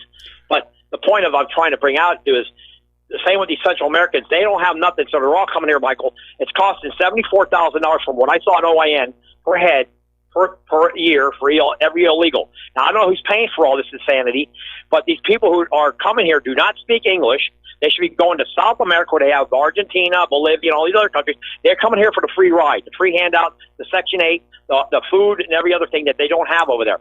We are being invaded. Michael, my point of reason I'm calling you is, why are these Democrats not calling out the truth? They see it on One American News. They see it on Fox. They see it. This is an invasion like it's never been perpetrated with the media, because these people some of the media people are really reporting really what's going on at the border. We are totally in an invasion mode, okay? Nothing's actually being done, and these people they're dumping the people up. My sister told me they're dumping them right in Arizona and Phoenix. They don't have no place to put them. They dump them right on the street, Michael. They're living in parking lots and Home Depots, and I mean, it's 10 cities everywhere. It's insanity. And no state is a border. Every state is a border state, because every state's being invaded. And we know what's going on with Maine, Minnesota. It's insanity. And, Trump's trying to call them out. The media. Michael, my point is this. I've talked to you in the past about this, and I know you totally agree with me. Sanctuary cities is totally against the law. Yes. And why people are not being arrested for aiding and abetting and using sedation against this nation is unbelievable to me, that nobody's being arrested. I can't believe that our federal government is not arresting people for allowing this invasion of our country, and nobody's being called out on it. People should be arrested, put in jail. Michael, I live in South Florida, and I told you in the past, there's not one white male on the Miami-Dade County Commission. Broward County has 4 left. And if you don't tell me that's not an invasion of your country, I don't know what else you could call it. Now, I know what's going on in Michigan. I hear a lot's going on in Michigan with Sharia law. But I can tell you that every state now is a border state, Michael. Yeah. We totally have been invaded. The Democrats are doing this for the Electoral College. They're trying to annihilate the Electoral College, too. They want popular vote because they know there's 5 states will call the election every time. You would never even have a government if you go to get away from the Electoral College now. You would be in a civil war. This will be into a civil war if they keep this nonsense up. Their socialism, communist Bolshevikism. They're Bolsheviks. The Communist Party have taken over the Democratic Party, and they've turned them into Bolsheviks. That's exactly what's going on here. We see what's going on in Europe. You got, I think, in Germany. I heard that in Germany there's more mosques than there is churches, or it's close to being about even. Yes. Now, what's happened here is insane, Michael. President Trump is trying to stop this annihilation of the country. We won't have a country in the next 10 years. I can tell you that right now. Well, that's the plan of the globalists. That's the plan of the globalists, the one world government, the new world order. Interpol should go arrest him right away. George Soros should be arrested right now for trying to take down the government of the United States, our founding fathers. Michael, you know as well as I, these people are coming here now, they don't give a darn about our founding fathers. They don't care about our institution of government. They just want money, because they never had nothing. They're lucky if they have a pot to put chicken in the pot, Michael. Okay? Yes. So they're coming here to invade this country, And they're not, Trump, I guess he said he's going to cut the money off to Central America. I don't know if that is a wise move, but, maybe it is. I don't know. He knows better than I would. But you know what? We're giving these governments all these millions of dollars, and they've taken our country over. It's just unbelievable to me that nothing's being done. Again, the Democrats want the nation flooded with illegals who are going to vote Democratic, even though they're not supposed to vote. The globalists are just trying to blur all national borders and blend together all ethnic groups to simply erase, individual identity, regional identity, cultural identity, historical identity. They just want one teeming mob of humanity surrounding the entire planet. One planet, one global government, one private central bank, one slab of cement. Well, Michael, in South Florida, they only have 3 radio stations in English. The other 12 are in Spanish. So if that's going to be the modus of operandi for the rest of the country, it's over. I mean, it's unbelievable because they're not coming here to asylumate either. They're not trying to take our culture. They're literally trying to keep their culture and run you out, like in the southwest part of the United States. They think that the whole region should be speaking Spanish, not English. Yes, I remember seeing that when I lived in Los Angeles. When I lived in Los Angeles, they were still going on. There's, demanding that all the signage be in Spanish, and and the arguments were made on the basis of the historical heritage, the fact that in most of the parts of Los Angeles County, Hispanics were the majority population, and it was just this big fight going on back and forth. At one point, it was even suggested that we go bilingual the way Canada did over in Quebec, where every sign is in French and in English. But that suggestion was shot down simply because of the fiscal cost of replacing every single sign in LA County with a brand new one. Michael, may I ask you one more thing, and then I know you got other callers. What would happen if Donald Trump were to issue an executive order that any Democrat that supported sanctuary cities was to be arrested? Would that ever be? Is that feasible? I mean, is it feasible to have these Democrats, even Rhino Republicans who support sanctuary cities? Is there a chance that they could be arrested for aiding and abetting, including the sedation of the nation?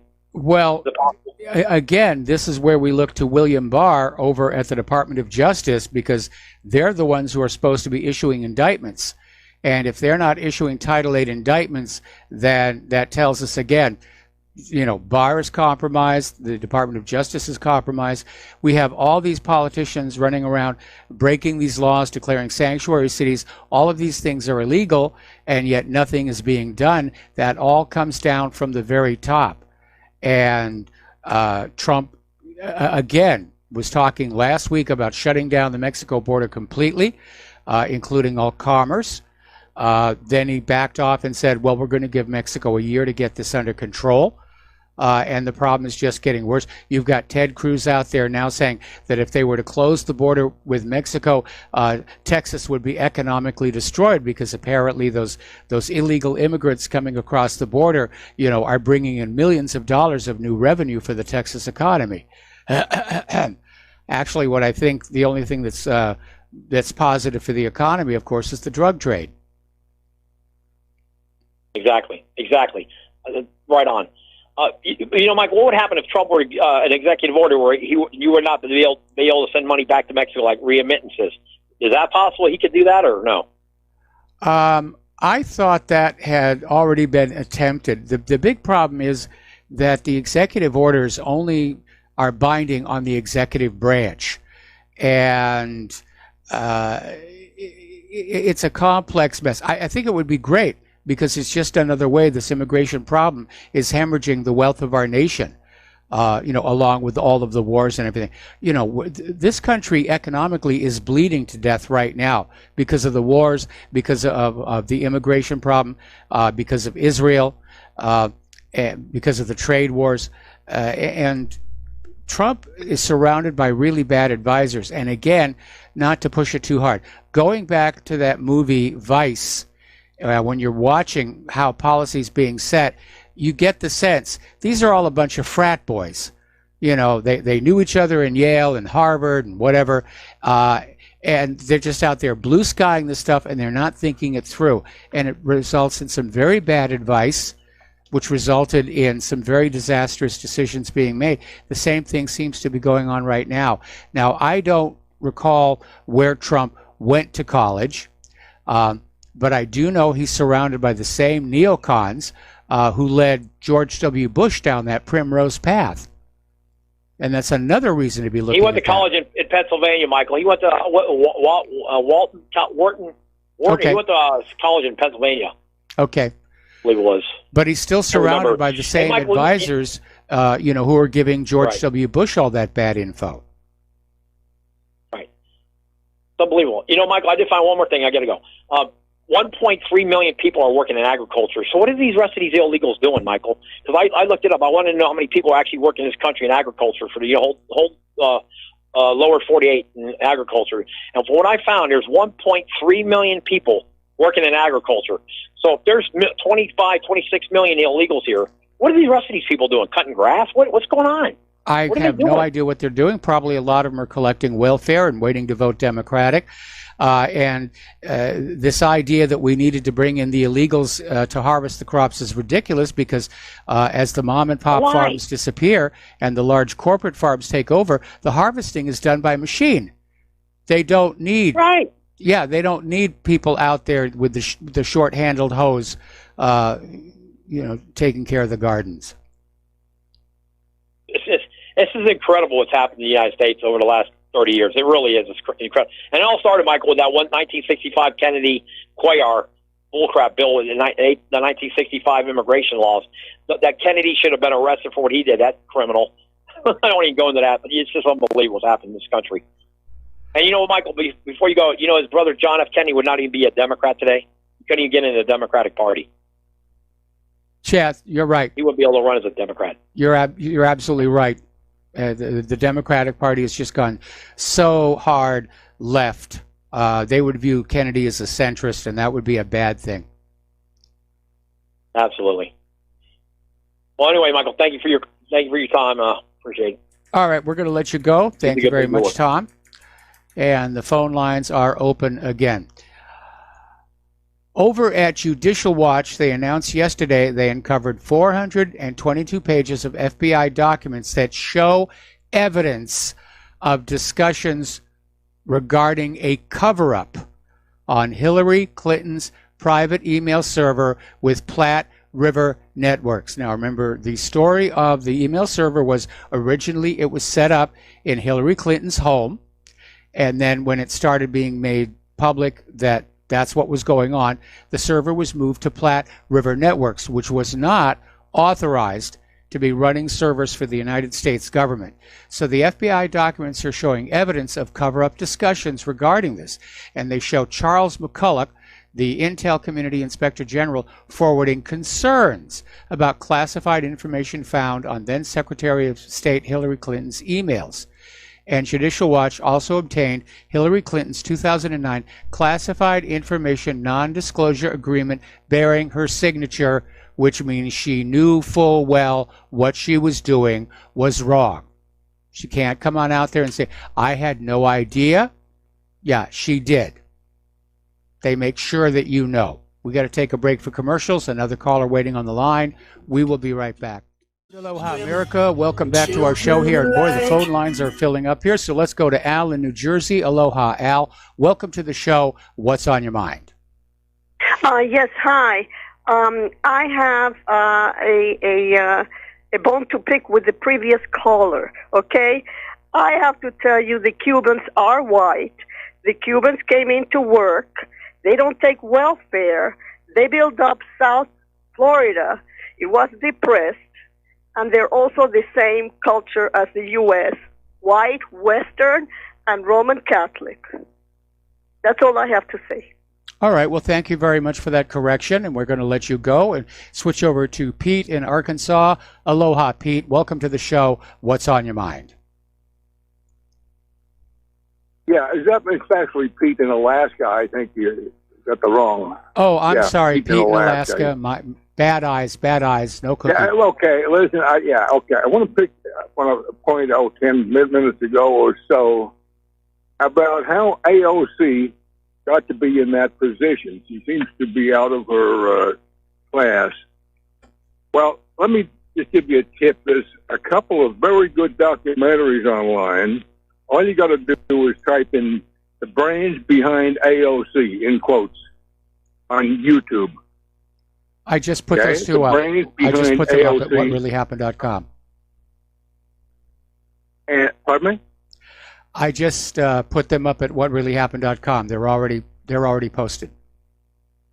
Oh, good. Well, there you go. We might like to talk about it. She was picked up in a casting call competition for people to play candidates for election, and apparently she was just one of 7 who were picked. And this same group, run by Cenk Uygur of Young Turks, they have a plan to fill the whole Congress with their own people, with their own players. Okay? So it's quite a sweeping scheme they've got going. That's it. They're very well organized, but again, we have a story a little further down where Cortez's opponent in the primaries made a bad strategic decision. Yeah, well, that's another point. But the point is, there's a scheme going on to find people in a casting competition and put them up and fill Congress with them, and they're just following orders. How do you think we got Reagan? Who are, just dummies who are being coached. We kind of got a government behind the government. Well, like I said, how do you think we got Reagan? He was an actor, and yes, he'd been president of the Screen Actors Guild, and yes, he'd been governor of California, but by the time he got to the White House, he was already starting to suffer from Alzheimer's. So he was just a front man for George Herbert Walker Bush. But that wasn't as organized as this is something now. That was way back then. There's probably another example of this similar thing, but this is now, and this is very well organized, and they've got a plan to take over the whole Congress. Okay, well, Pete, we're going to have to let you go and take a station identification break, and we'll be right back. Aloha, America. Welcome back to our show, hour number 3. The phone lines are open, 800-313-9443, and we're going to go back to the phones. Stuart in Miami, aloha. Welcome to the show. What's on your mind? Hi, Mike. You were talking about last week, after all these years, not a lot's been done.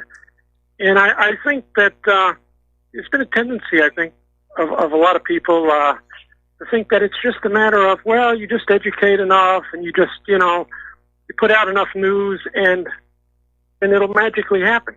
And it seems to me that not enough is discussed about how do we get to, let's say, how do we get to power, so to speak? What strategies will work? And I think on the national level, it's been closed for a long time. I mean, I think the assassinations of the 60s and right up to Reagan showed that. Yes. So it seems to me the discussion has to begin at the local level. And then, of course, you have, the scummy politicians here also. But it may not be quite as bad, but you never know until you see what you can do. But I think it's going to have to come down to a regional breakup. And maybe sometime later on, maybe the country could be united again into one country. But I think a regional breakup would give enough control on the local level and avoid some of these the worst of the scummy politicians. Well, they did try that once before, back in the 1860s. The value of getting on out there and trying to educate people. Our government is a master at dividing the population against itself. Men against women, young against old, gays against straight, keeping us all, flustered about what restroom we're supposed to be using, just all that kind of nonsense. And the reason they do it is to just keep us, turned against each other.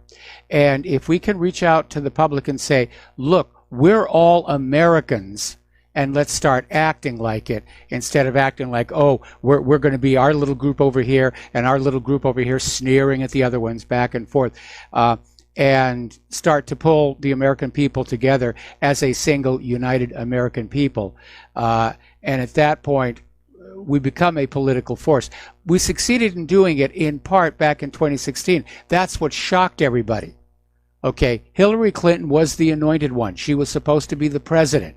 And Trump's supporters all pulled together from all different walks of life, and they put him over the top. And that's what just freaked everybody out in the deep state. Right. But the problem is even if he's a good guy, Trump, the power's not there. You know, so what's the alternative source of power to enforce? And I don't think it's going to be on the national level. I think that situation would have to occur regionally. And I hate to say it, but I think you're going to have regional or local militias, if for no other reason than defense. And I mean, I don't certainly see how do you enforce the power. The states have their own militias, which is called the National Guard. I do not advocate any kind of violence, nor do I think it's a good idea, because if there's one thing this government is really good at doing, it's killing people who stand up to power. But I still am convinced that in the long term, the United States federal government is looking at a Soviet-style collapse. And we're just going to have to wait because the country's running out of money. They can't bring any new wealth in. The more they print up new dollars to fund the war machine, the more other countries are turning away from it. We're not doing well with the wars. We got stalled in Syria. We got stalled in Afghanistan. We're still in Iraq, but the Iraqis want us to leave. And we're getting less and less respect and cooperation from other nations around the world to maintain these agendas. And right now in Venezuela, as just one example, it looks like there is now a stalemate between the United States, China, and Russia. So this plan they had to reassert the U.S. empire, to me, it looks like it's staggering. It's not doing very well at all. And again, I can't advocate violence. If I thought violence was going to work, I would. I don't think it's going to. No, and I don't want to think about... I'm not advocating. Well, the instant you start talking about militias, you're talking about the potential of violence. Well, they may visit it upon you first.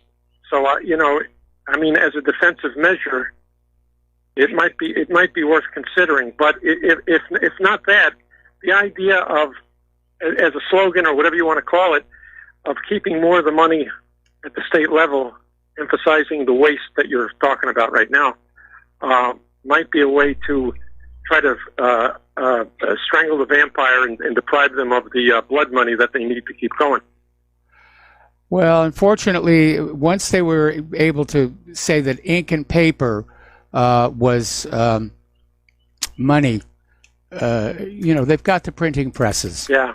And we're just going to have to wait for the we're going to have to wait for the crash, and it is coming. We know it's coming.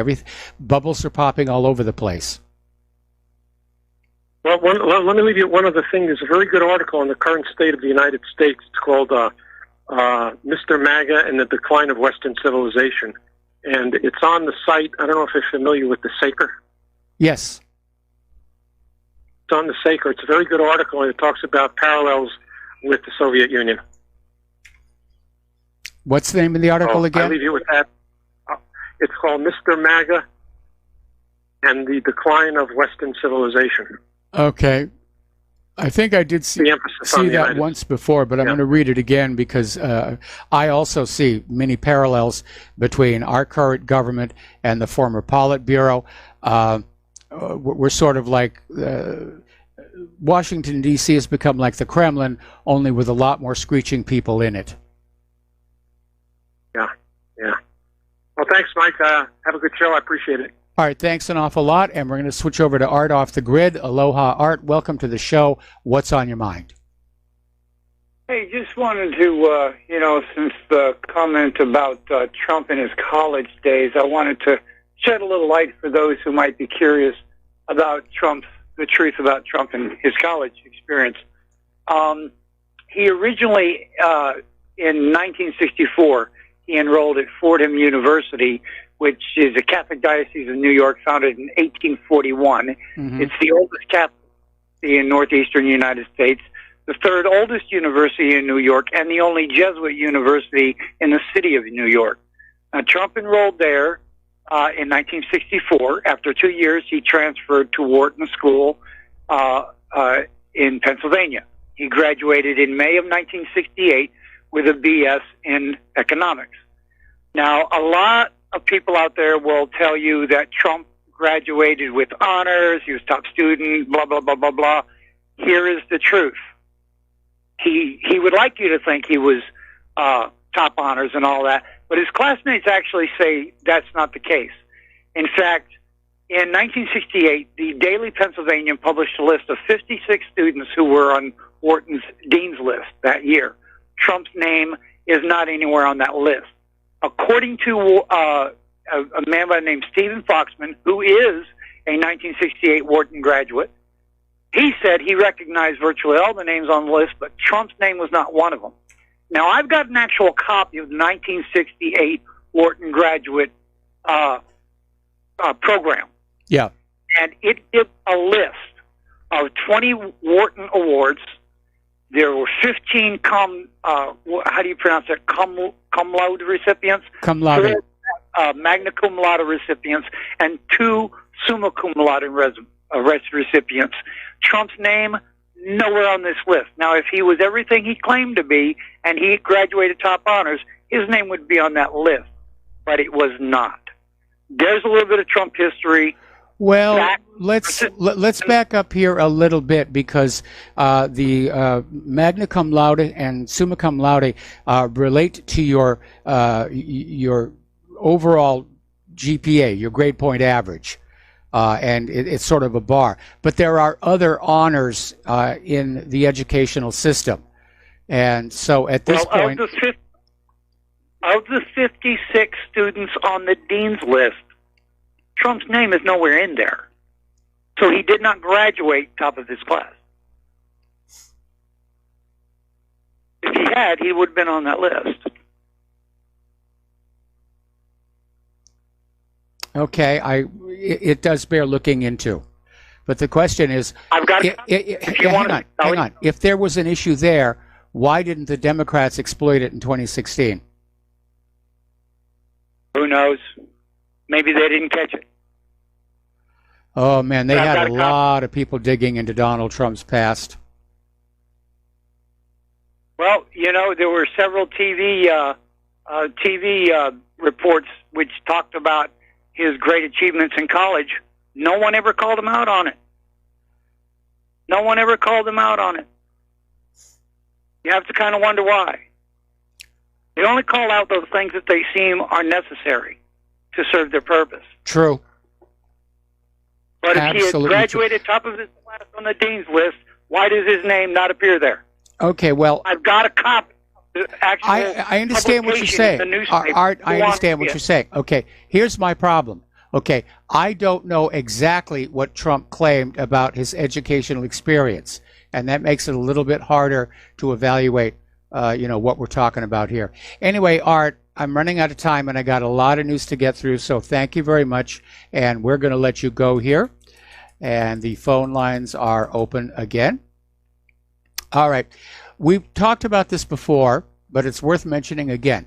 Over in Russia, Konstantin Kulyuk, the deputy head of the Prosecutor General's International Legal Cooperation Department, says they have information, they have evidence on the Democrats and what they were doing in 2016. And they want to get over and present it to the U.S. government, but they're being denied visas. They're being blocked. Now, this supposedly, at least right now, is Donald Trump's State Department. What is their justification for not allowing these Russian officials to come on over here? Well, because Russia's the enemy. That may be the justification for it right now. Okay, Devin Nunes, as you know, he's filed or is about to file 24 criminal referrals regarding individuals within this Mueller investigation. And again, this will put the burden on Attorney General William Barr, because it'll be up to Barr to decide whether or not there will be an indictment and a prosecution. And if Barr gets these 24 referrals and sits on them, then we know that we have yet another in a long series of corrupt, obstructionist attorney generals. But Devin Nunes is not done. He's just filed a $150 million lawsuit against McClatchy News alleging conspiracy. So he's definitely out there loaded for bear. Okay, this is the article I was mentioning on before. How Alexandria Ocasio-Cortez beat Joe Crowley during the primary season. According to a new book, The Hill They Die On, and this is written by political reporters Jake Sherman and Anna Palmer, Joe Crowley's campaign had some serious dirt on Ocasio-Cortez, but he chose not to use it because he thought it would make him look like he was weak. So Crowley had plenty of fodder he could have used against Ocasio-Cortez, but his top New York campaign operatives decided just take the punches and don't hit back, just appear that you're on the high ground. And Crowley didn't want to get dirty. He thought it would be a sign of weakness in this tight race against Ocasio-Cortez. He was supposed to be the next Democratic leader, not someone who had to fight for re-election. So, as you know, Ocasio-Cortez stunned the Democratic political establishment when she ousted Crowley last June, which resulted in an almost guaranteed seat in Congress. She easily rolled over Republican opponent Anthony Pappas in November with 78% of the vote, and that's how she got on in. Crowley messed up. His advisors messed up. Barack Obama has a reputation for self-referential speeches.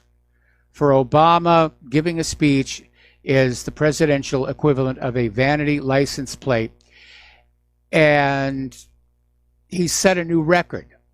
In his latest speech, he apparently referred to himself no fewer than 467 times during his Saturday lecture in Berlin, including more than 300 instances of I.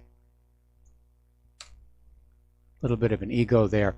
And speaking of ego, I guess Alec Baldwin is getting tired of playing the president over on Saturday Night Live. He's apparently out there on social media doing an informal poll saying, should he actually run for president?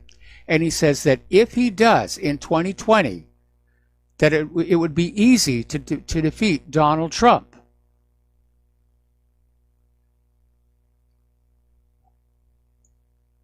Alec, you're an actor. You're a good one, but you're an actor. Story coming on out of the Washington Times here about how the media pulled off a big con with the Russia collusion story. We need to keep this alive. We need to get this out before the eyes of the American people. Just get them to stop watching the Kardashians for a few seconds and say, look, you got lied to for 2 years. It was one giant lie.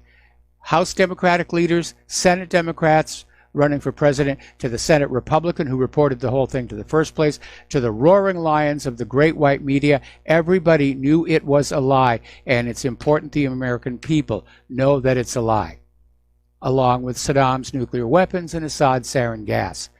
So now that the Russian collusion bubble has burst, what's going to happen? Well, we know that the liberals are crying so hard it's flooded out the Midwest and wiped out all those crops. But the media is still out there. And apparently Time magazine has their latest cover out there. And the cover story is called Russia's Other Plot. And the cover's got this usual cliche Soviet-inspired scary red and black artwork. And so Time Magazine's attitude is, well, forget about, the Russia collusion story. Okay, that didn't work out. But there's another one. There's another Russian plot that involves Donald Trump. And we've got to go after that one. Not too long ago, there was a documentary that came out about the late singer Michael Jackson.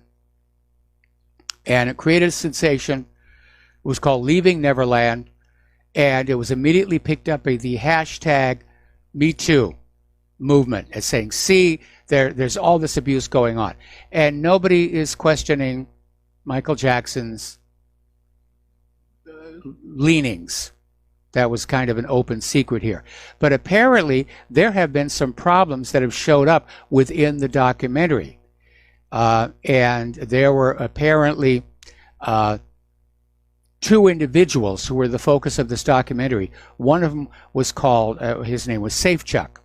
And he claimed he was abused in the train station at Jackson's Neverland. The problem is, and the building permits prove it, the train station didn't begin construction until about a year after Safechuck said the abuse ended.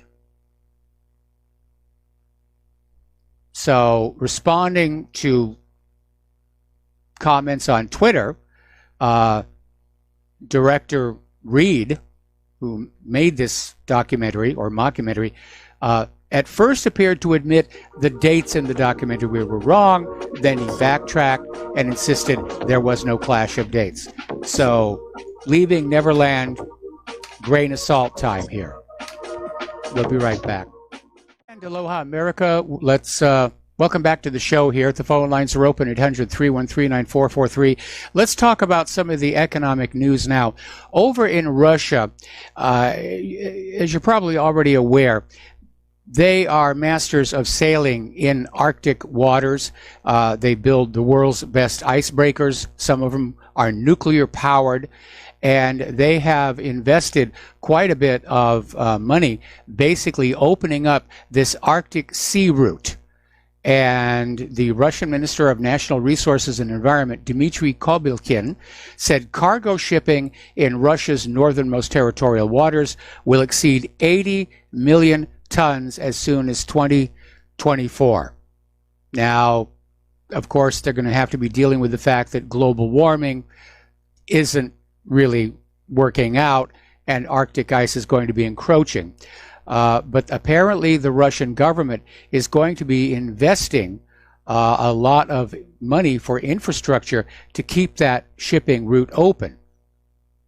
Now, the big question is going to be, will it be able to compete with China's One Belt, One Road? Certainly, it is a much shorter shipping route to get from Russia to Europe than to go down around the long way. And that's the reason that Russia has done this. Simply manufacturing or growing the products is only half the process. Getting it to market is the other half. And the faster you get it to market, the fresher it's going to be, the more in demand it's going to be. Meanwhile, Russia continues to dump U.S. dollars and buying gold as a safety metal. Apparently, they bought 1 million ounces in February, the most since last November. So in the last 10 years, Russia has quadrupled its bullion reserves. Last year was the most ambitious year yet. Okay, so Donald Trump is out there talking about more tariffs. $11 billion worth of tariffs aimed at the European Union's aircraft, meaning Airbus, cheese, and wine. And a lot of this is tangled up with what's going to happen with Brexit.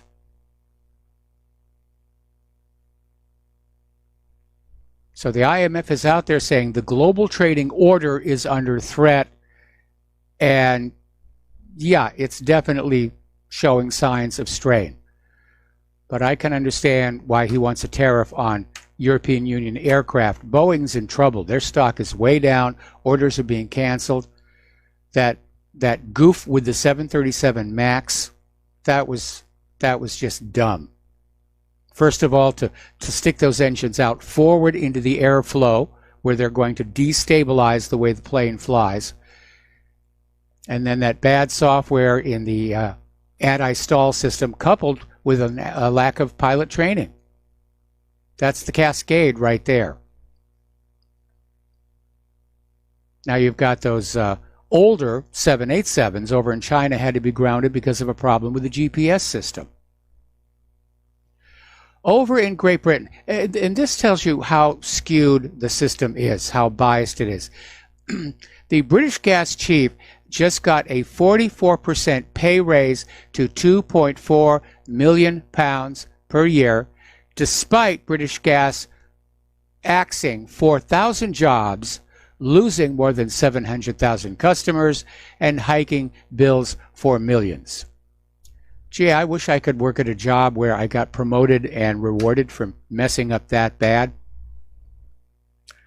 And more bad news for Trump before he starts implementing those other tariffs on the wine and the cheese and the EU aircraft. The U.S. trade deficit continues to soar despite the Trump tariffs. And the talk of new tariffs, of course, are being sharply criticized by EU officials. And Airbus said it saw no legal basis for Washington's move and warned of deepening transatlantic trade tensions. Well, at the risk of being nationalist here, at least in the case of tariffs against Airbus, we are prepared to sort of step in with a domestic product, assuming Boeing can clean up its act. But all of these various governments, they're desperate for money. This country has been bankrupted by the money junkies, by the wars plural, by the illegal immigrant problems. So all the governments are going on tax binges. They want to tax everything. California now wants to tax soda, tires, guns, water, pain pills, lawyers, car batteries, more than they already are. And that's why people who are making $300,000 a year are still struggling to live in San Francisco.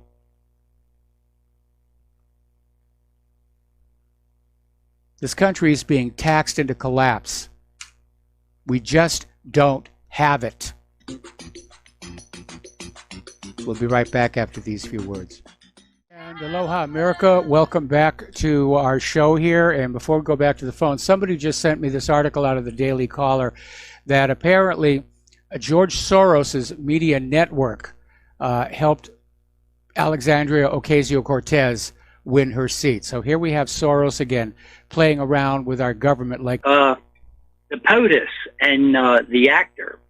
You've seen The Matrix, I believe. Yes.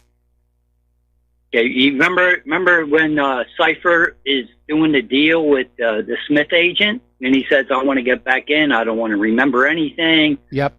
You could type in your browser, "Ignorance is bliss." Yes. He says, "I want to be somebody important." First he says, "I want to be rich," and then he says, "I want to be somebody important, like an actor." And then the Smith agent says, "Whatever you want, Mr. Reagan." So, wasn't Trump an actor? Wasn't he part of the WWF? Didn't he have to get on the Screen Actors Guild to be on there? And no, that was Reagan. No, that was Reagan, not Trump. No, Trump was also Reagan was on the WWF. Do a search for Donald Trump beating up the guy who owned the WWF. Now it's called the WWE. Trump would have to have been a member of AFTRA for his reality TV show. I think. I mean, I'm wondering. Yeah. I mean, how that works. I don't know that he's actually a member of Screen Actors Guild. And outside of his reality TV show, it's not like Trump has ever pursued anything that could be construed as an acting career. Yeah, but he's been an actor all his life. I mean, well, seriously. I mean, just like it. Well, we all volunteer. You know, we make all these claims. I never signed any kind of a contract to be, following any orders or paying any bills. Yeah, it's like Mark Stevens says. I don't know if you're familiar with him. He says it's men and women offering you goods and services out of the barrel of a gun. Yep. So I just want to leave you with that thought. I just wanted to insert that little matrix thing. It's all around us, Mike. It's kind of neat to be alive today, isn't it? By the way, I kind of miss a more innocent. I mean, that's when people were moral, and they wanted to protect their child's innocence as long as we could. Maybe it was just that the evils of the world were better hidden back then. Exactly. I mean, those Freemasons they were real moral men, but they were still doing evil behind the scenes, Well, some were, some weren't. It's like any other organization. Right. There are going to be some bad people inside there. Again, we used to have a neighbor, he's since passed on, who was master of the local temple, and we were invited to several events down there, and he actually invited me to become a Mason, but I had to turn him down because to be a Mason, you have to profess belief in a universal architect, and I was not going to dishonor him by professing a belief I do not actually have. But we stayed friends, and as far as I could tell, at least within this particular lodge, it was a little more than a gentleman's, social club. Yeah. By the way, Mike, look up oregano P-73. That's like the thing you should hit. As soon as you get a sniffle, you put like 6 to 10 drops under your tongue. It's wonderful. Yeah. And old age. Yeah, well, I'll keep you in my thoughts. All right, well, thank you. Hopefully, I appreciate it. We're going to let you go, and we're getting close to the end of the show here, so let me get some news here because I'm way behind on the talking points. Okay, apparently Iran has sent a delegation to Venezuela to discuss opening up direct flight routes so that there'll be passenger flights or cargo flights from Iran to Venezuela.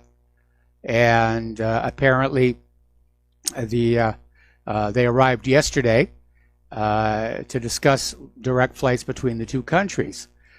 And of course, Iran supports President Nicolas Maduro against the opposition backed by most Western countries.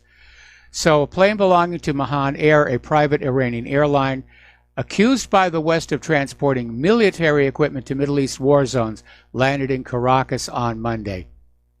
Ooh, bad Iranians, bad Iranians. And a White House official said the U.S. government viewed the launch of direct flights as a politically motivated gesture. Maybe. But on the other hand, if the sea lanes of communication are cut off and there's, all these blockades, air cargo flights are going to be the only way to get stuff in and out. Talking about immigration here, apparently we are now seeing more than 100,000 illegal immigrants caught every month. And it raises the question, how many got through who were not caught? Where did they go? Who is supporting them? Who's paying for them? Go. Which, to me, would make sense. But apparently the judge stopped the program the government planned to expand to stem the recent flood of migrants. The ruling is slated to take effect this Friday, according to the order by U.S. District Judge Richard Seaborg in San Francisco. Yes, the heart of liberalism. And the preliminary injunction will be applied nationwide. So there is this incredible New World Order democratic machine that is trying to keep our borders open. And if it harms us economically, too bad. If we're seeing diseases come on in, too bad. No price is too great to pay for millions and millions of new democratic voters and for the rise of the one world government. Now, we mentioned this one before during a phone call, but President Donald Trump and his administration have decided to, and the White House argued that the Cuban Baseball Federation was part of the Cuban government, which caused the deal to be nullified because trade with Cuba is currently banned. How petty they can be. And here's the part that really bothers me. These Cuban ball players, these are the kind of immigrants we want. Highly skilled, in demand. They're going to help stimulate our economy. These are good people, and they're being kept out.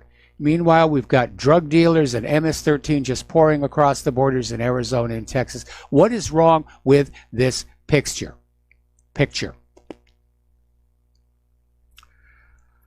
Alrighty, the European Union is now saying they're ready to grant Britain a second Brexit delay, but only if British Prime Minister Theresa May comes up with a clear plan of how to ratify the stalled divorce deal in the overtime.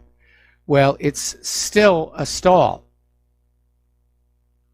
because what Europe wants out of the Brexit deal is not what Parliament and the British people want out of it. Meanwhile, apparently a Tory minister literally was begging Macron and Merkel, reject another delay. Let's just get this over with. Please put us out of our misery. But it looks like it may not happen because Britain is getting ready to host EU elections in May. Now, those elections were not supposed to happen in Great Britain because Brexit was supposed to have happened by now. But somebody somewhere thinks, hey, it's going to happen, and so they're getting ready to have the EU elections in Great Britain. And going on the premise of if at first you don't succeed, try again, or to be more accurate, keep on holding the vote until you get the result you want. Theresa May is considering having yet another vote on a second referendum. Now, Parliament has already shot that down and said there will be no second referendum.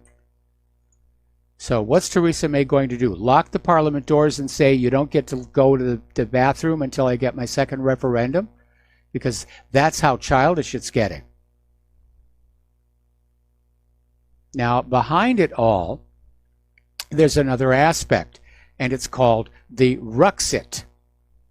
And there is this Council of Europe, to which Russia is currently has a delegation with limited rights because of the frictions going on between the East and the West.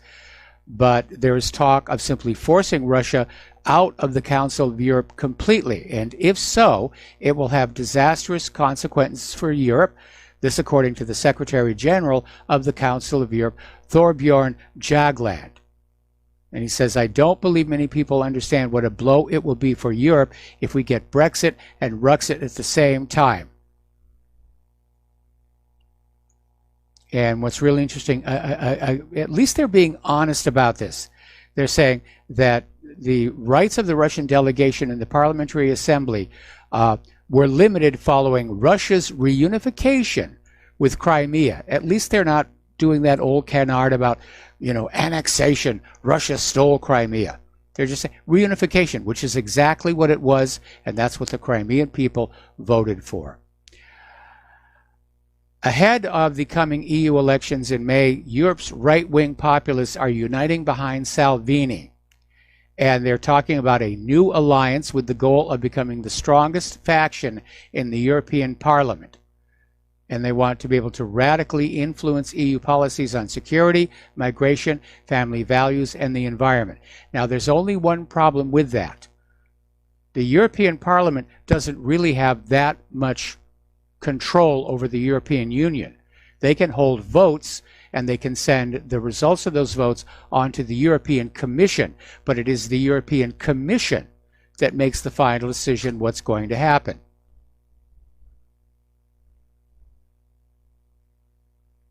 Over in France, a little bit of good news for the Yellow Vests.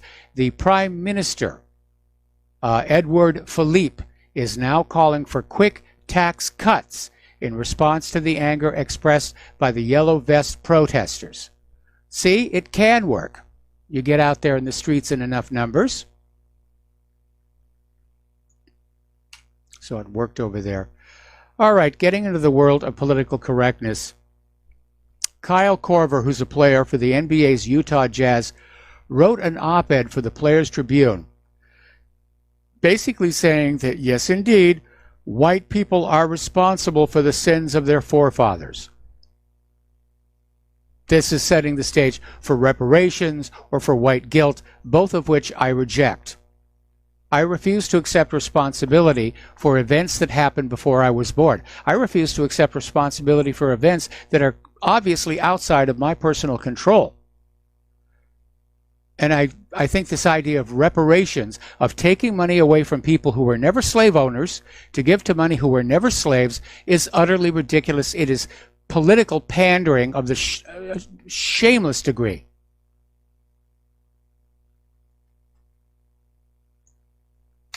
Now, my ancestors were never slave owners. In fact, if you look at the actual numbers, the actual percentage of people who owned slaves, even in the Deep South, was very small. I think it was something like between 2 and 3%. So you can't run around and say, we're all descended from slave owners. No. In my case, my ancestors lived in the North, in New Hampshire. And one of them ran a station on the Underground Railroad, helping escaped slaves get to Canada. Now, what do you think would happen if I went up to Canada and I knocked on the door of the descendants of those slaves that my ancestors helped to escape, and I demanded compensation? I'd be laughed off the porch, and rightly so. I was not there at the time. Had I been there, I probably would have helped, but I wasn't.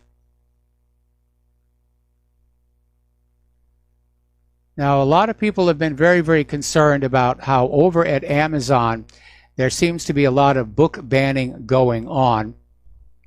There's a clear crackdown on free speech and free thought across the internet. The First Amendment is being ignored on the basis that these are private companies and they can choose who they do business with. This, of course, coming from the same liberals who just go hysterical when a baker refuses to make a gay wedding cake. But apparently in the case of Amazon, most of the book bannings are the result of Jewish lobbyists like the ADL, who are going into Amazon and saying, you can't let that book be seen. That book cannot be seen. So, now the good news is, if anything can come of it, the Senate is convening hearings on Google and Facebook censorship of conservatives. They're at least going to put these guys in the hot seat and grill them a little tiny bit. The big problem is that the way these social media platforms are legally defined is what exempts them from the First Amendment. If they were defined as social media, which is what they call themselves, by the way, if they were defined as media, the First Amendment would reply. Now, GOP Senator Josh Hawley of Missouri has put Twitter CEO Jack Dorsey on notice that they're going to call for a third-party audit of Twitter over deplatforming bias. They're going to start basically pulling it all out and making it public that, yes, social media, at least the big ones, Facebook, Google, YouTube, Twitter, are filtering what you see. That, I think, is probably going to drive a lot of people to non-filtered media. Okay, we got to take another break for commercials, and we'll be right back with our last segment. And aloha, America. Welcome to our show here, and last segment of our program today. Apparently, over in Israel, both Gantz and Netanyahu are claiming victory. They're still saying that it is way too close to call. Meanwhile, up in the state of Maine, that little warm spell that they had that had all the global warming people saying, see, that's gone. And snow has returned to Maine. And it's not just there. There's a major storm forming over the central U.S., Winter Storm Wesley. And winter storm watches have been posted from central Montana to southwest Minnesota. More are expected. This is going to be a bad one, and they're saying it's going to be another bomb cyclone that'll bring more flooding to parts of the Midwest that were hit by the so-called 1,000-year flood last month. Well, it looks like it's another 1,000 years has already passed. Same thing over in Crete. Major flooding. Streets are turning into raging rivers. And it's because the infrastructure is being neglected. Everybody's spending all their money on the bankers and on war. Over in the House of Representatives, the Oversight Committee, they're having a hearing on the subject of climate change, and it got into a little bit of a tiff between Republican Representative Thomas Massie and former Secretary of State John Kerry. And during a contentious moment, the Kentucky congressman asked Kerry about the amount of carbon dioxide in the atmosphere. And Massie pointed out that right now carbon dioxide levels are currently lower than the average amount that has been present since mammals have existed on planet Earth. But Kerry came on out and said, yeah, but we weren't walking the planet. And came on out and said CO2 levels are the highest they've been in the past 800,000 years. And basically they went back and forth. Kerry wound up looking really bad. Massie, of course, is a graduate of the Massachusetts Institute of Technology, and unusual for a member of Congress. He knows what he's talking about. There was this green energy company called Montria that turned out to be the biggest clean energy scam in American history. It was a Ponzi, $54 billion lost. And what made it really kind of interesting is the fraudsters were honored by former President Bill Clinton in a 2009 ceremony for the Clinton Global Initiative before the scam came on out. So the only green that came on out were of course, all those dollar bills. A lot of people lost their life savings on that. And getting on back here, this is kind of an interesting little story. Apparently over at that, oh, there's the music. All right, well, I'll save it until tomorrow. Please stay tuned for John Stadmiller. I'm sure he's got a lot of things to share with you. Please take what you learn here at Republic Broadcasting and whatreallyhappened.com. Share it with everyone that you know.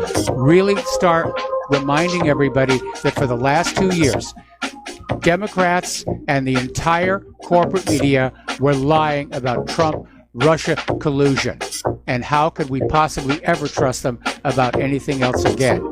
And somebody says it was only the one time, say, oh, you really think Saddam had nuclear weapons? It's time to really go head-to-head with the corporate media. We'll be back tomorrow. Aloha, America.